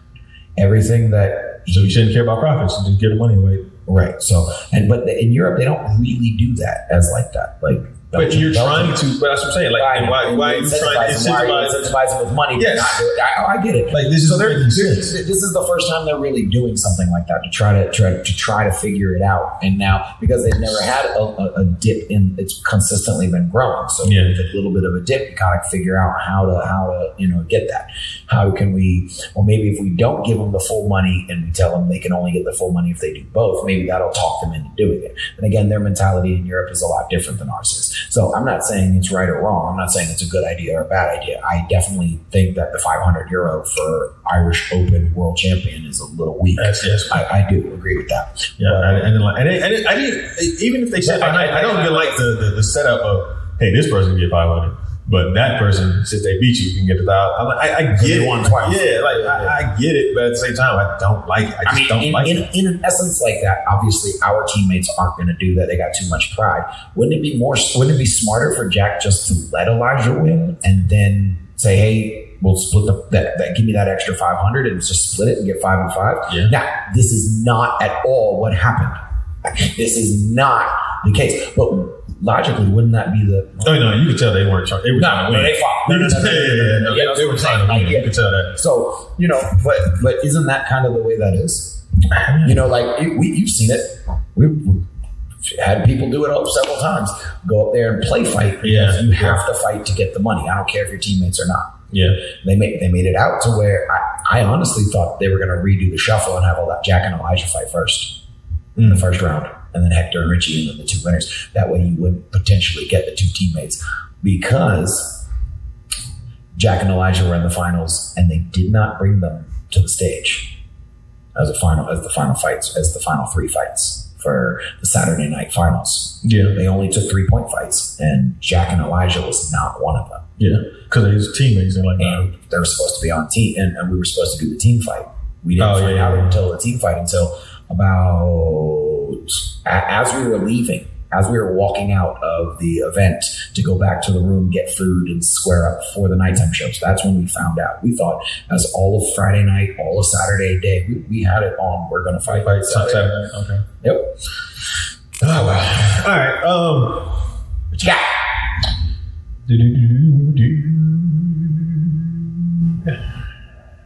I was in. Okay. So, European fighters, yes, are held by the European laws of fighting. So, wait a second. The European fighters are held by the European style of fighting. So, you mean the European fighters have an advantage because they do the body jab? That is one way of looking at it. Yes. Okay. Think of Cam versus Elijah. Think of the fight over here versus over there. Not much difference. I don't think Cam wins. I don't think Cam wins either one. I'm very honest with you. I don't think he wins here unless they allow him to pound on Elijah. He's going to pound, regardless if they allow it or not. He's going to pound on Elijah. I don't think he can catch him. I think he's too slow. Cam? I think Cam's too slow for Elijah. At some point, Elijah has to come forward. Yeah. And Cam is going to pound him. Well, yeah, late after the break. But see, that's allowed because the referees don't penalize. Thank you. That's what I'm saying. Okay. What I'm saying is, over here, it's a different fight. Over there, it's a completely different fight. 100%. Now, I will never disagree with you. Right. Completely different fights, different rules, different mentalities. And I think because of that, Elijah would have to adjust. And I don't think he would adjust well. I don't think, again, I do. I think he would adjust well because he has to fight people like Lee Matthews, his instructor, who is the UK version of Cam. He's that big, powerful, I'll knock you out. He fought with Mike Page. I'm sure he did. But I don't think he's as fast as Cam. I don't think Mike Page is as fast as Cam. Not Mike Page. I'm talking about his instructor. Yeah. No. Cam is fast, especially not to be a big, hard-hit dude. I just think that is a completely different fight over here. Of course. And the American rule styles state that. Yes. So at this point, the question is, are they winning over there or are they overrated over there because of the style that when you go over there? Now, I'm not saying Elijah's bad. I'm not saying any of that. I'm just saying he gets a little added extra advantage over there, which brings us back to Bailey and him being over here, being 1-1. Because when he first came over here, you said he didn't necessarily adjust to the American style. And I only remember him fighting over here last year one time at the US Open, and he did open weight, but he didn't win grands. He lost to Zayn in the division. So right, now stop and think about that. If you lose to Zayn, and I'm not saying Zayn's bad, but I'm saying you lose to Zayn, but then you're killing everybody over there. You smoke Bailey by 10 or whatever the case may be over there, but then you come over here and you lose to Zayn. So I'm saying to the point where I'm not saying he's like bad or anything like that. I'm just saying that the style may not translate as well over here. Though what I will say is I'm interested in seeing him come over to do this more to see if he does make the adjustments. Right. Cream rises to the top no matter what. Yes. Roman rose to the top no matter what he was at, no matter where he was, no matter what rule settings he did. Raymond did the same thing. Jason did the same thing. Zolt did the same thing. Harold Schmidt came over here and did the same thing. So Harold Schmidt won. He beat Ross by like 7 at Ocean States. Did he beat Alex Lane? I'm not talking about did he win. Yes. When I say he won overall grands and nobody got within 5 points of him the entire tournament. He's only fought once. Yeah, that's the only American tournament I've ever seen him come to. He came over, he beat everybody by 5 or more, and walked through the tournament. Okay. Obviously, we've seen what Zolt does. Zolt to me is the exception to the rule, with the exception of Roman. Roman, how many years ago Roman won? When it comes down to it, when I talk about any of these fighters, they have to win grands. Otherwise, I don't care. Didn't Roman win it? No, he didn't win. He didn't win a diamond. He didn't win a diamond. He won something. He won Amerikick or something that year. He won. I think he has one because he's won. I think he won like 2 grands. Yeah, I think he has won 2 grands because he was on Hayabusa and they were bringing him over. And I think he won. Yeah. So I think he has. And Tomas had some. But Tomas has been the only person who came over here. When I looked at who wasn't a kicker, who had varying levels of success.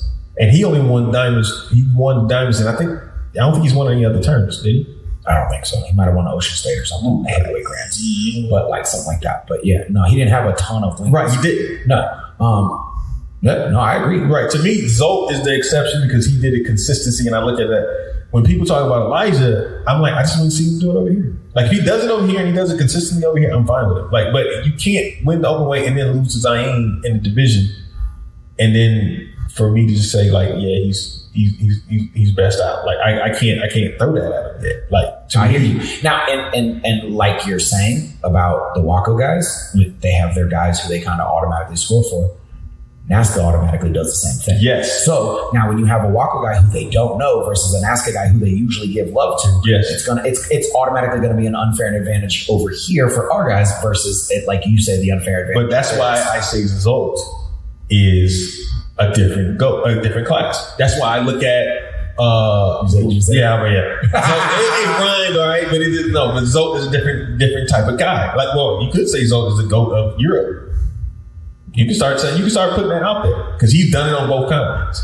You know what I mean? Like, so you could make that argument. You can make that argument. Before him, you know, So it's like you can make that argument. Alfie came over here for a while and did well. Matt Winsberg came over here and did real well. Yeah, but they weren't winning grands. Well, Matt Winsberg did. But Matt won Super Grands or something? Yeah, he won Super Grands. Killed everybody at Super Grands. Yeah, he won that year. That was 99. No, 98. Jason Cashman came over here and won a Super Grand title, I think, one year. He didn't win the overall title.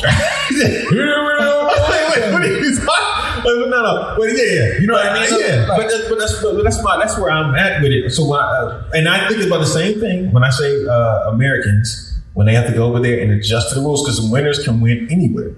That's why I think it was important for Avery and Morgan to want to go over there to Ireland again. I have been saying that for because they want to get to solidify to that. No matter where I'm at, I'm that dude. Like, you know what I mean? Like, that's where they wanted to go with it. So I was looking at it from that standpoint. Like somebody like Jody or Mike P or Raymond, when they go over there, they win over here, they win over. It doesn't matter where they win, they win. Yep. So that's why when I look at Elijah, I just kind of like, all right, he did it. He looked good. I was impressed with his speed. I was impressed with some of the way he fought. But then it's like, all right, so how does that translate over here where the threat of a lead hand body or 2-point body kicks? Yeah, 2-point body kicks. That's why he lost his Zayn. As he blitzes, they call the 2-point body kick. And it's the first, you know what I mean? Yeah. So, but that's my point. Like, I need to see, because when rules change, fighters change. It doesn't matter what rules. That was one of the things that for SCS. When my uncle started SCS, he said, he was like, we're not an NBL team, we're not a NASCAR team, we're fighting everywhere. And then NBL just started throwing all kinds of stuff like, hey, come here, we pay y'all. And like, all right, so y'all became an NBL team. We became an NBL, but when we started, it was supposed to be NASCAR and NBL, and NASCAR just pretty much didn't care about us. They were like, nah, go ahead, we don't care, we don't need y'all. So it was like, NBL was like, yeah, come on over here. So we were just like, we started fighting a lot more, but we still would do some NASCAR tournaments because we didn't want to be just one league. Right. That's what we did. Yeah. So that was the point. Like, so, and 100%. Yeah, that's the point. And then some of the NASCAR teams started coming over and started fighting because we were getting all this hype about who we were. So people wanted to come over here and start trying to fight us. So it was just it kind of just swelled up into, don't matter where you are, we fight this person with this rule, growing kicks, don't matter. It's too, not first to five, all that stuff. So I just need to see him over here. And I'm more impressed with him now than I was last year when everybody kept talking. I'm like, all right, so he's killing him over there. I'm like, that's good, great. And he won the US Open. I was like, all right, that's impressive. Do it again. You know what I mean? Like that's yep. Yeah, that's one of my things. But I need to see him how he handles more consistently. Yes, like I need to see him over here fighting bigger fighters. Because I'll tell you what. Well, he's not. He's only 160. He fights 160 to 69. He's only in the lightweight. See, that's what bothers me about the whole thing. Like that comes back to it. That bothers me. So you only get the lightweight into the spectrum, or you get open weight. Yeah. That's so he has to. You're gonna get that. Yeah. The only time you're gonna get Elijah and Cam is teams or open weight. Yeah. You're not gonna get that in divisions. You're just not gonna get that. You're not gonna get that over there either. You're only gonna get it in teams or open weight. So that's the way it goes.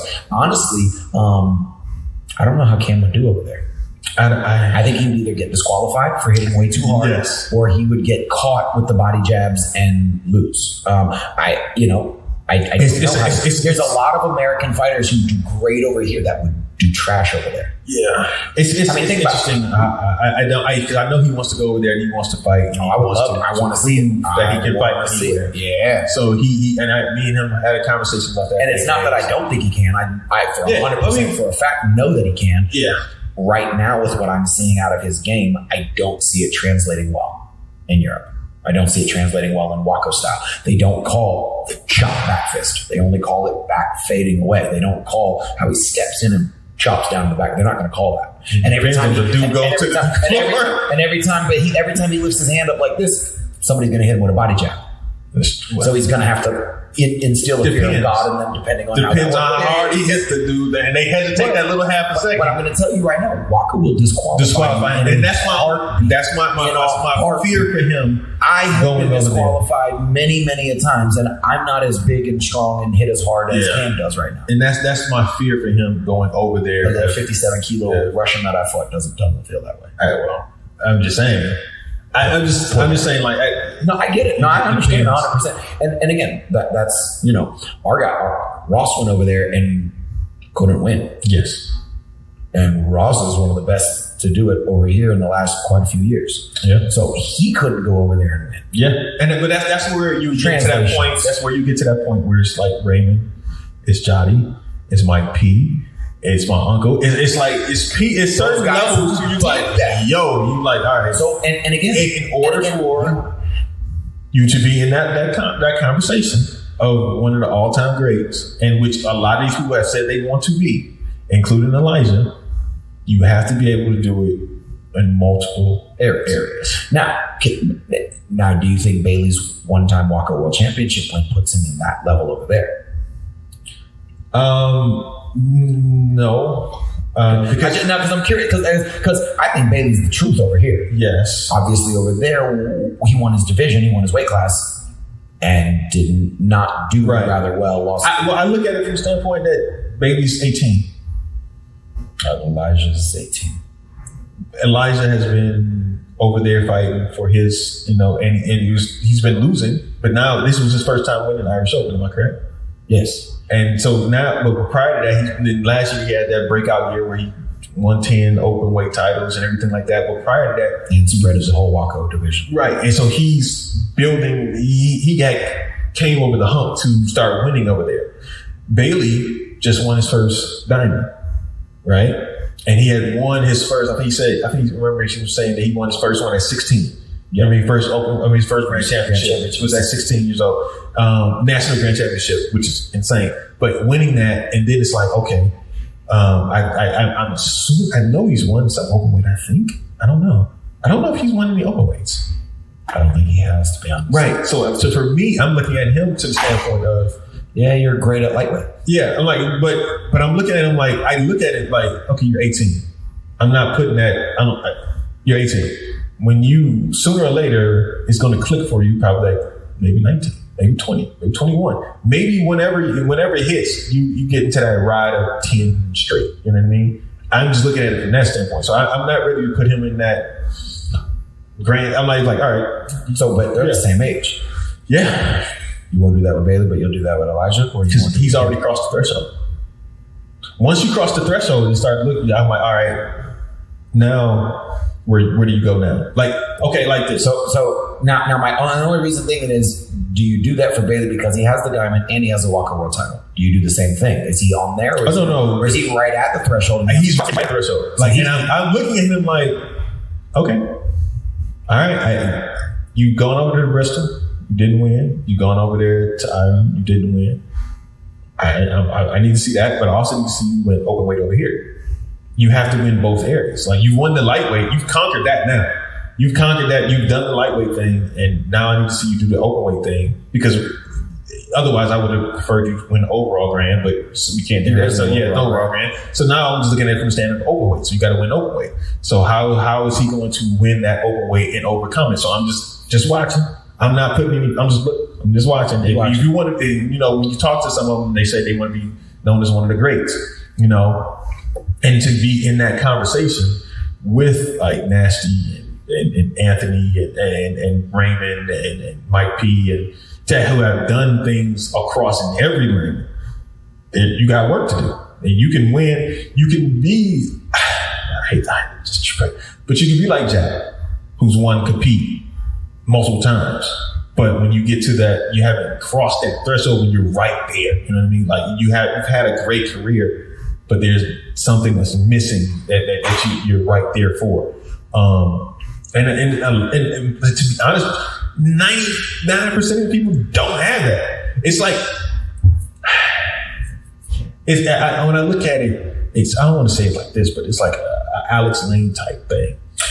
Who has one? You put his resume. You got all this stuff down here. He got diamonds. Yes, he got Waco World title. Diamond. He's got a diamond. He's got a Waco World title. He's got U.S. Open. He's got U.S. Open. He's got Battle of Atlanta. He's got Ocean States. He's got everything in America and a Waco World title, but he doesn't have anywhere near close to an Irish Open. Right. Nothing over. First time he went over there, he got 10 spread. Exactly. That's what I'm saying. Like, and when to be honest, when you win a Waco World title, you win your division. Correct. You know what I mean? You didn't have to win your weight class. Yeah, you win your weight class. You didn't have to go through. That's why I do look at the Grand Championship. There's typically 16 people in that division because, I got a certain amount of countries and you have one person per country. Exactly. So Grand Championships and open weight titles, and for nowadays, I hold at a little bit higher weight. Absolutely. You know what I mean? Like, because you got to go through all of this stuff. So those two, I look at it like those are on par. So if whatever it was over there, you had to win open weight.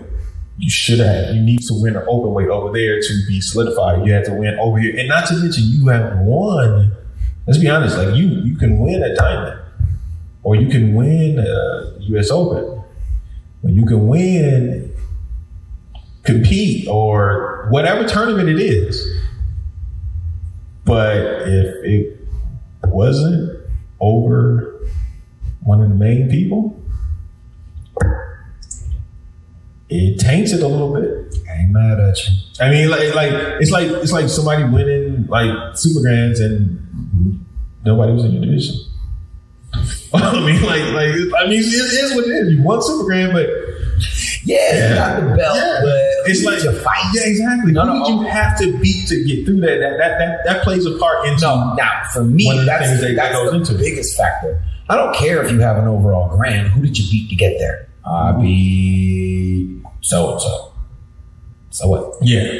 If you didn't beat, Jack, Robbie, Raymond, Ross, the dudes out, even if it's Alex, Alex at the time he did his thing. You know what? It was an interesting case. Robbie Lavoie. Mm-hmm. Walker wins, WKA wins, a couple of overall titles, but he doesn't have an Irish Open title. He doesn't have a Waco Grand Champion. What grands did he win? Ocean States. I think he won Kumite. He's won a couple of. I think he won Quebec, not Ocean States. Let me take that back. I know he won Quebec. I think he won Quebec twice. He beat Quebec. He beat Roman to win that Quebec one. But yeah, he's got. I think he's a Bristol. He won Bristol Open. He won Bristol. Yeah, he won Bristol. Now, see, they're right there. When you look at it from the standpoint of him, you start naming some of the things that he's won. He's got no diamond. I don't think he's won compete. No, but to win, he's never won overall. He's never won overalls at like a U.S. Open. Yeah. So when you're looking at it, to meet the qualities that we talk about, right? He doesn't quite meet them. That means nothing to me. But no, I'm not saying no. I'm not saying that. I'm looking at it from the standpoint when you get into that on paper. Yeah, no. I'm looking at it for like when you get into all-time greats. Mm-hmm. When you start naming off all-time greats and their accomplishments, there's certain things that, hey, I beat this person, I've done this, I've gone and won, and not just beat that person, I won the tournament. Like, you know what I mean? Like, you didn't just beat the person in the division, then lose to somebody else and you didn't win. You have to win the whole thing and finish the show. Yeah. That's what Elijah just did this weekend. He won the show. And you look at it, he won everything he could, right? Division, teams, open weight. Won everything he can. So now I'm looking at him from the standpoint, okay, so now you are vying for greatest fighter right now. You're trying to put your name in the hat as I'm the best fighter right now, which means you have to come over here and win. Then the other people, Avery, Cam, Bailey, the other people who are vying for that spot have to go over there and win 100%. Because as of right now, both sides have a way of saying, hey, over here. I won. I've done all of this. And other people on the other side, like, hey, I've done this. Mm-hmm. So at a certain point, it just comes to it like you got to go on both sides and win. Yep. And there's only the one. He's been doing it. You know, he's only done it once, but he only came over once. Who? Elijah. That's what I'm saying. Like Elijah, like he came last year. He came one tournament. He got one major win out of it, and one divisional loss out of it. Yeah. Nobody from America has gone over there and got a major win. Avery got WKC. Yeah, I mean, I look at it. Yeah, and we look at it the same. Yeah, I love WKC. Yeah, I think WKC is great. I don't think they're at that level of Waco yet with the consistent aura and amount of people. Yeah, because honestly, it's Avery versus Canada for the most part in the show. Yes, and except for the 1 year Dean went over there, and Avery didn't go, and Dean won. WKC in Ireland. In Ireland. Dean only went because it was right there. Yes, and because Jottie's won, Robbie's won, Avery's won, and right. Dean won. I think those are the only four. Right, that's one overalls. Jottie, then Robbie, then Avery, and then Dean, and then Avery won again last year. No idea. I think those are the only four because I remember Robbie fighting Jottie in the finals and Jottie beating Robbie, and then the next year I think Robbie won. I wonder if Ross has won. Did Ross compete at WKC? That 1 year the team. Yeah, he's fought WKC. No, but he's fought WKC prior, like when because they've been around since 2011. So he, I don't know. I honestly don't know. Mr. Platinum, not to call you. Yeah, I honestly, I know Jottie was winning the first couple of years, and I remember Robbie, but I don't know if Ross has won over there the overall. But anyway, I look at WKC like I do with Waco World titles. Right. It's just like but WKC has an overall grand. Yes. So that there is. They have something that's different. They it's have a little bit different. Grand. Yeah, absolutely, it's a little different. So I give that overall grand a slight nod to a regular divisional world champion because it is an overall grand. And you take all the world champions and you put them together and you find out who the world champion of the world champions is that day. I like that setup. I like that format. Yeah. But I mean, when we think about it, as great as Ross Levine is, he has no wins over there. Right. That's why I wouldn't put him all time. I would put him as greatest for his era. One of the best of his era. No, but he is doing something with the full contact. Yeah, that's solidify. That is because that's one of the things that's pushing Raymond up too. Like Raymond and Michael Page, we started looking at them like they did these and now they dominated this and now they're dominating. That's another person. Mike Page don't got a lot of wins over here. Exactly. That's what I'm saying. Like Mike doesn't have a lot of wins over here. That's why I look at it.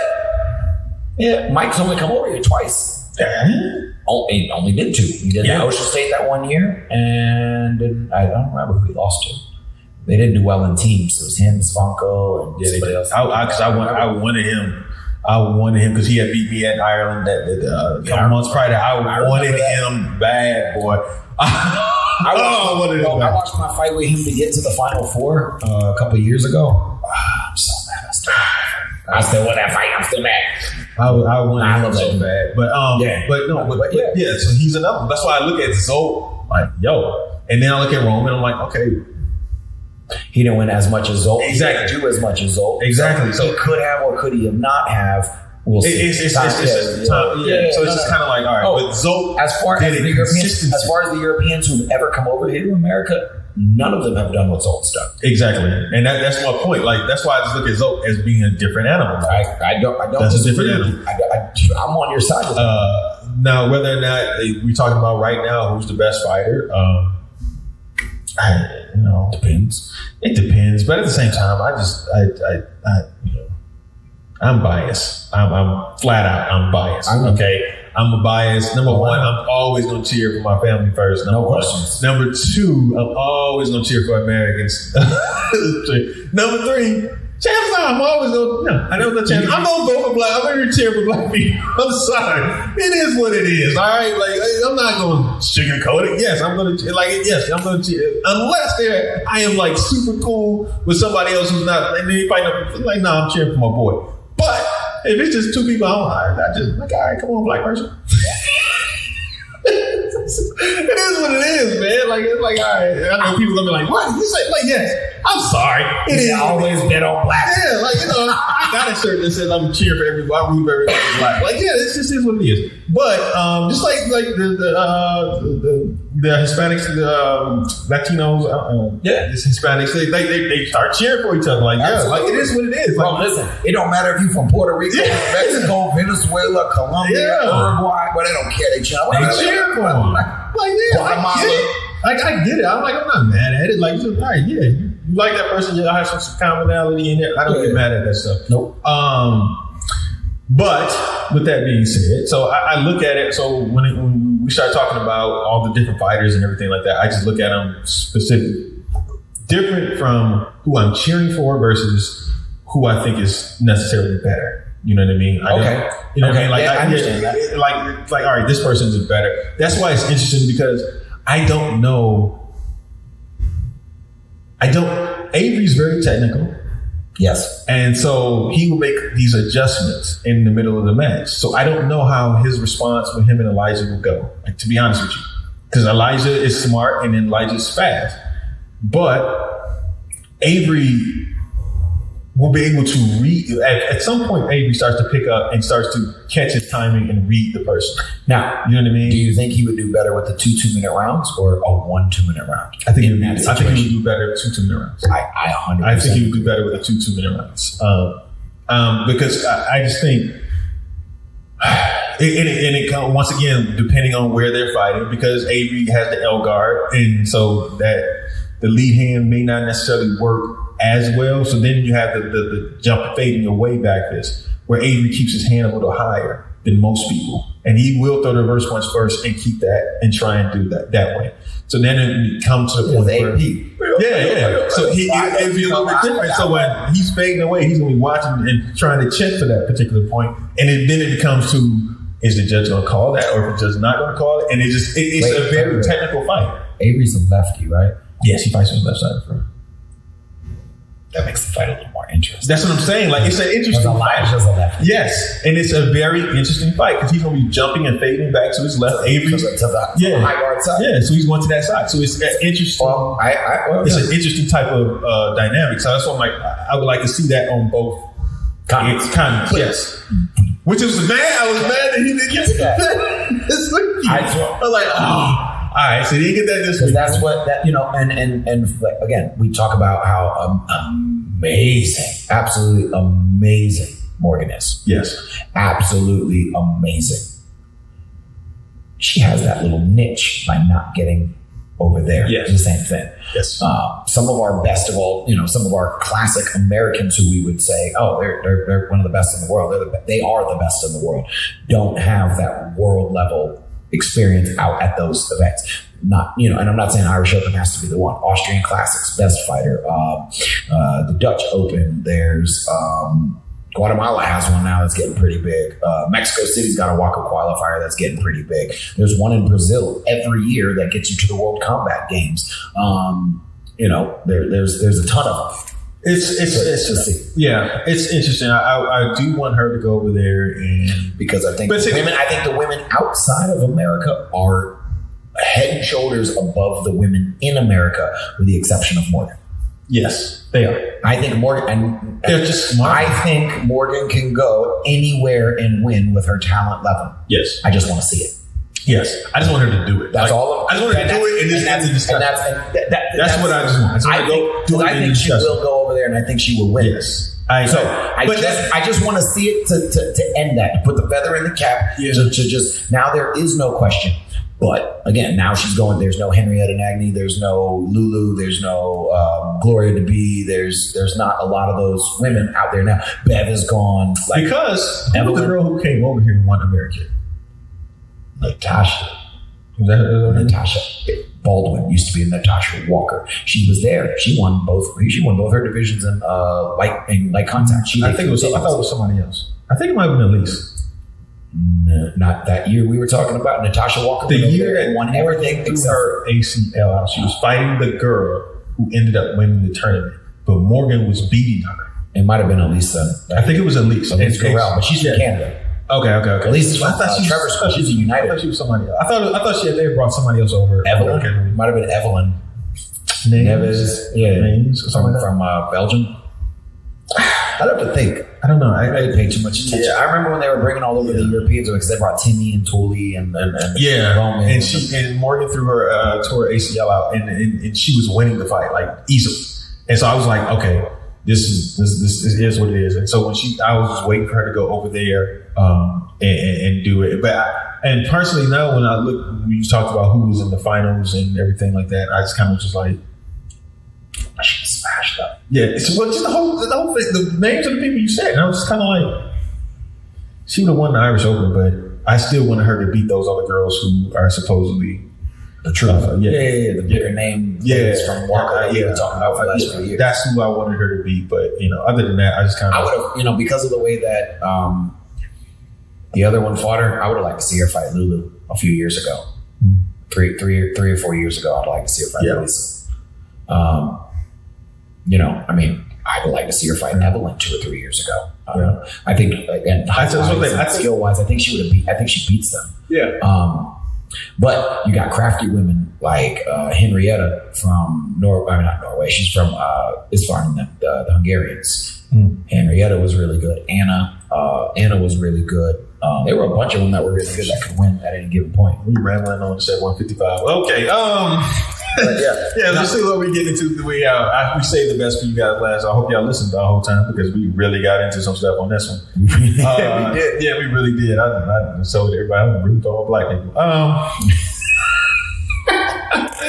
right, man. Let's. You want to know something controversial? What? So next week. So I'm just kidding. I don't care. All right. Let me see. Where did we start? Oh yeah, drop kick Murphys. Yeah.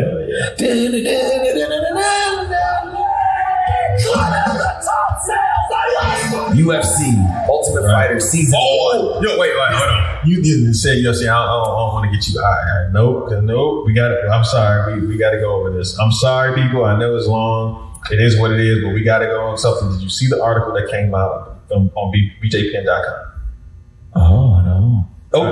Did you see the Tyson Fury and Deontay Wilder looking at like July 18th to fight? No, I did not see that. And then Mayweather said, I'll teach Deontay Wilder how to beat Tyson Fury and offered to train him.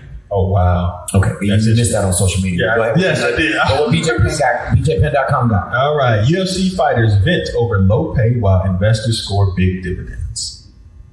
That ain't new. I know. Current and UFC fighters are left angered over low pay in comparison to the organization's multi-million-dollar payments to its rich investors. According to the New York Post, it was revealed earlier this month that approximately $300 million will be paid in one-time dividends to the company's A-list celebrity investors, model Gisele Bundchen, actor Mark Wahlberg, and actress Charlize Theron are among the beneficiaries. $300 million to these people who have nothing to do with the UFC. And they're the ones that helped get the UFC sold for $4 billion. Yeah. So that's kind of where they're going with that one. Yeah, they'll say that. But when they say that UFC kingpin Dana White is scheduled to receive $3 million, excuse me. Blah, blah, tip the dealers $100,000. Yeah, he walks around tipping people $100,000. Tipping the waitress $10,000, and then Kingsbury is joined and they start talking about the payouts that these guys are getting. Some of these dudes get $8,000 a fight still. Exactly, and they said $8,000 overall. The fighters get 16% of. I knew that all venue, right? So NBA, you talk about all of the money. You talk about all the money that's being made. 16% of its $900 million revenue to fighters. 16%. 16% goes to the people who actually make your promotion. Yeah. Oh no, I've known that for a while. It used to be 18 or 19%, but this year it dropped all the way down because they have to pay out the $4 billion. They're still on their payout for their $4 billion to whatever company bought. Here is my favorite part. Okay, I got it. Top ranked fighters, including Donald Cowboy Cerrone, have also vented their frustration about pay after facing Conor McGregor. Why do you think Cerrone fights? Why do you think he has so many fights? Because he knows his contract is crap. So he's got to make money, and he's got the bonus. So here's the thing. It says the fighter revealed he was paid significantly less than the rumored $7 to $10 million payout. So he didn't get 7 to 10 million. He got a lot less than that. So here's what he said: haha, 7 to 10 million. I didn't get pay-per-view money. What the world thinks and what really happens is so different. I made flat money. All right. Now, a UFC spokesperson denied the claim made by Cerrone, but refused to provide exact pay figures. What he said was, Josh Jones, I guess. Cerrone's manager, Josh Jones, stated that Cerrone got compensated tremendously, multiple times more than $200,000, a lot more than $200,000, and was paid in many different ways. Now, people, if you go back a few weeks about the doggone Conor McGregor fight, I said that fight was fixed. Now, right here, they're telling you he got paid in many different ways. And he got a little bit more. He got more than 200,000, less than 7 to 10. But he got paid in different ways. And they won't tell you how he got paid. He said it wasn't no pay-per-view. He didn't get pay-per-view. So how is he getting paid extra money for losing that fight? I'm sorry, people. He took a dive. I'm sorry. This man his stuff keeps coming out, leaking out, coming out. He took a dive, man. I'm telling you. Look, man.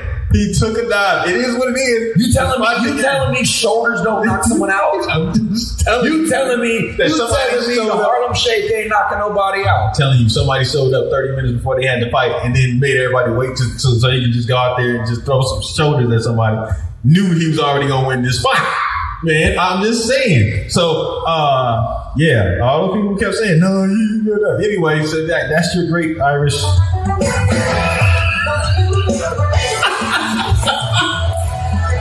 I love you, Travis.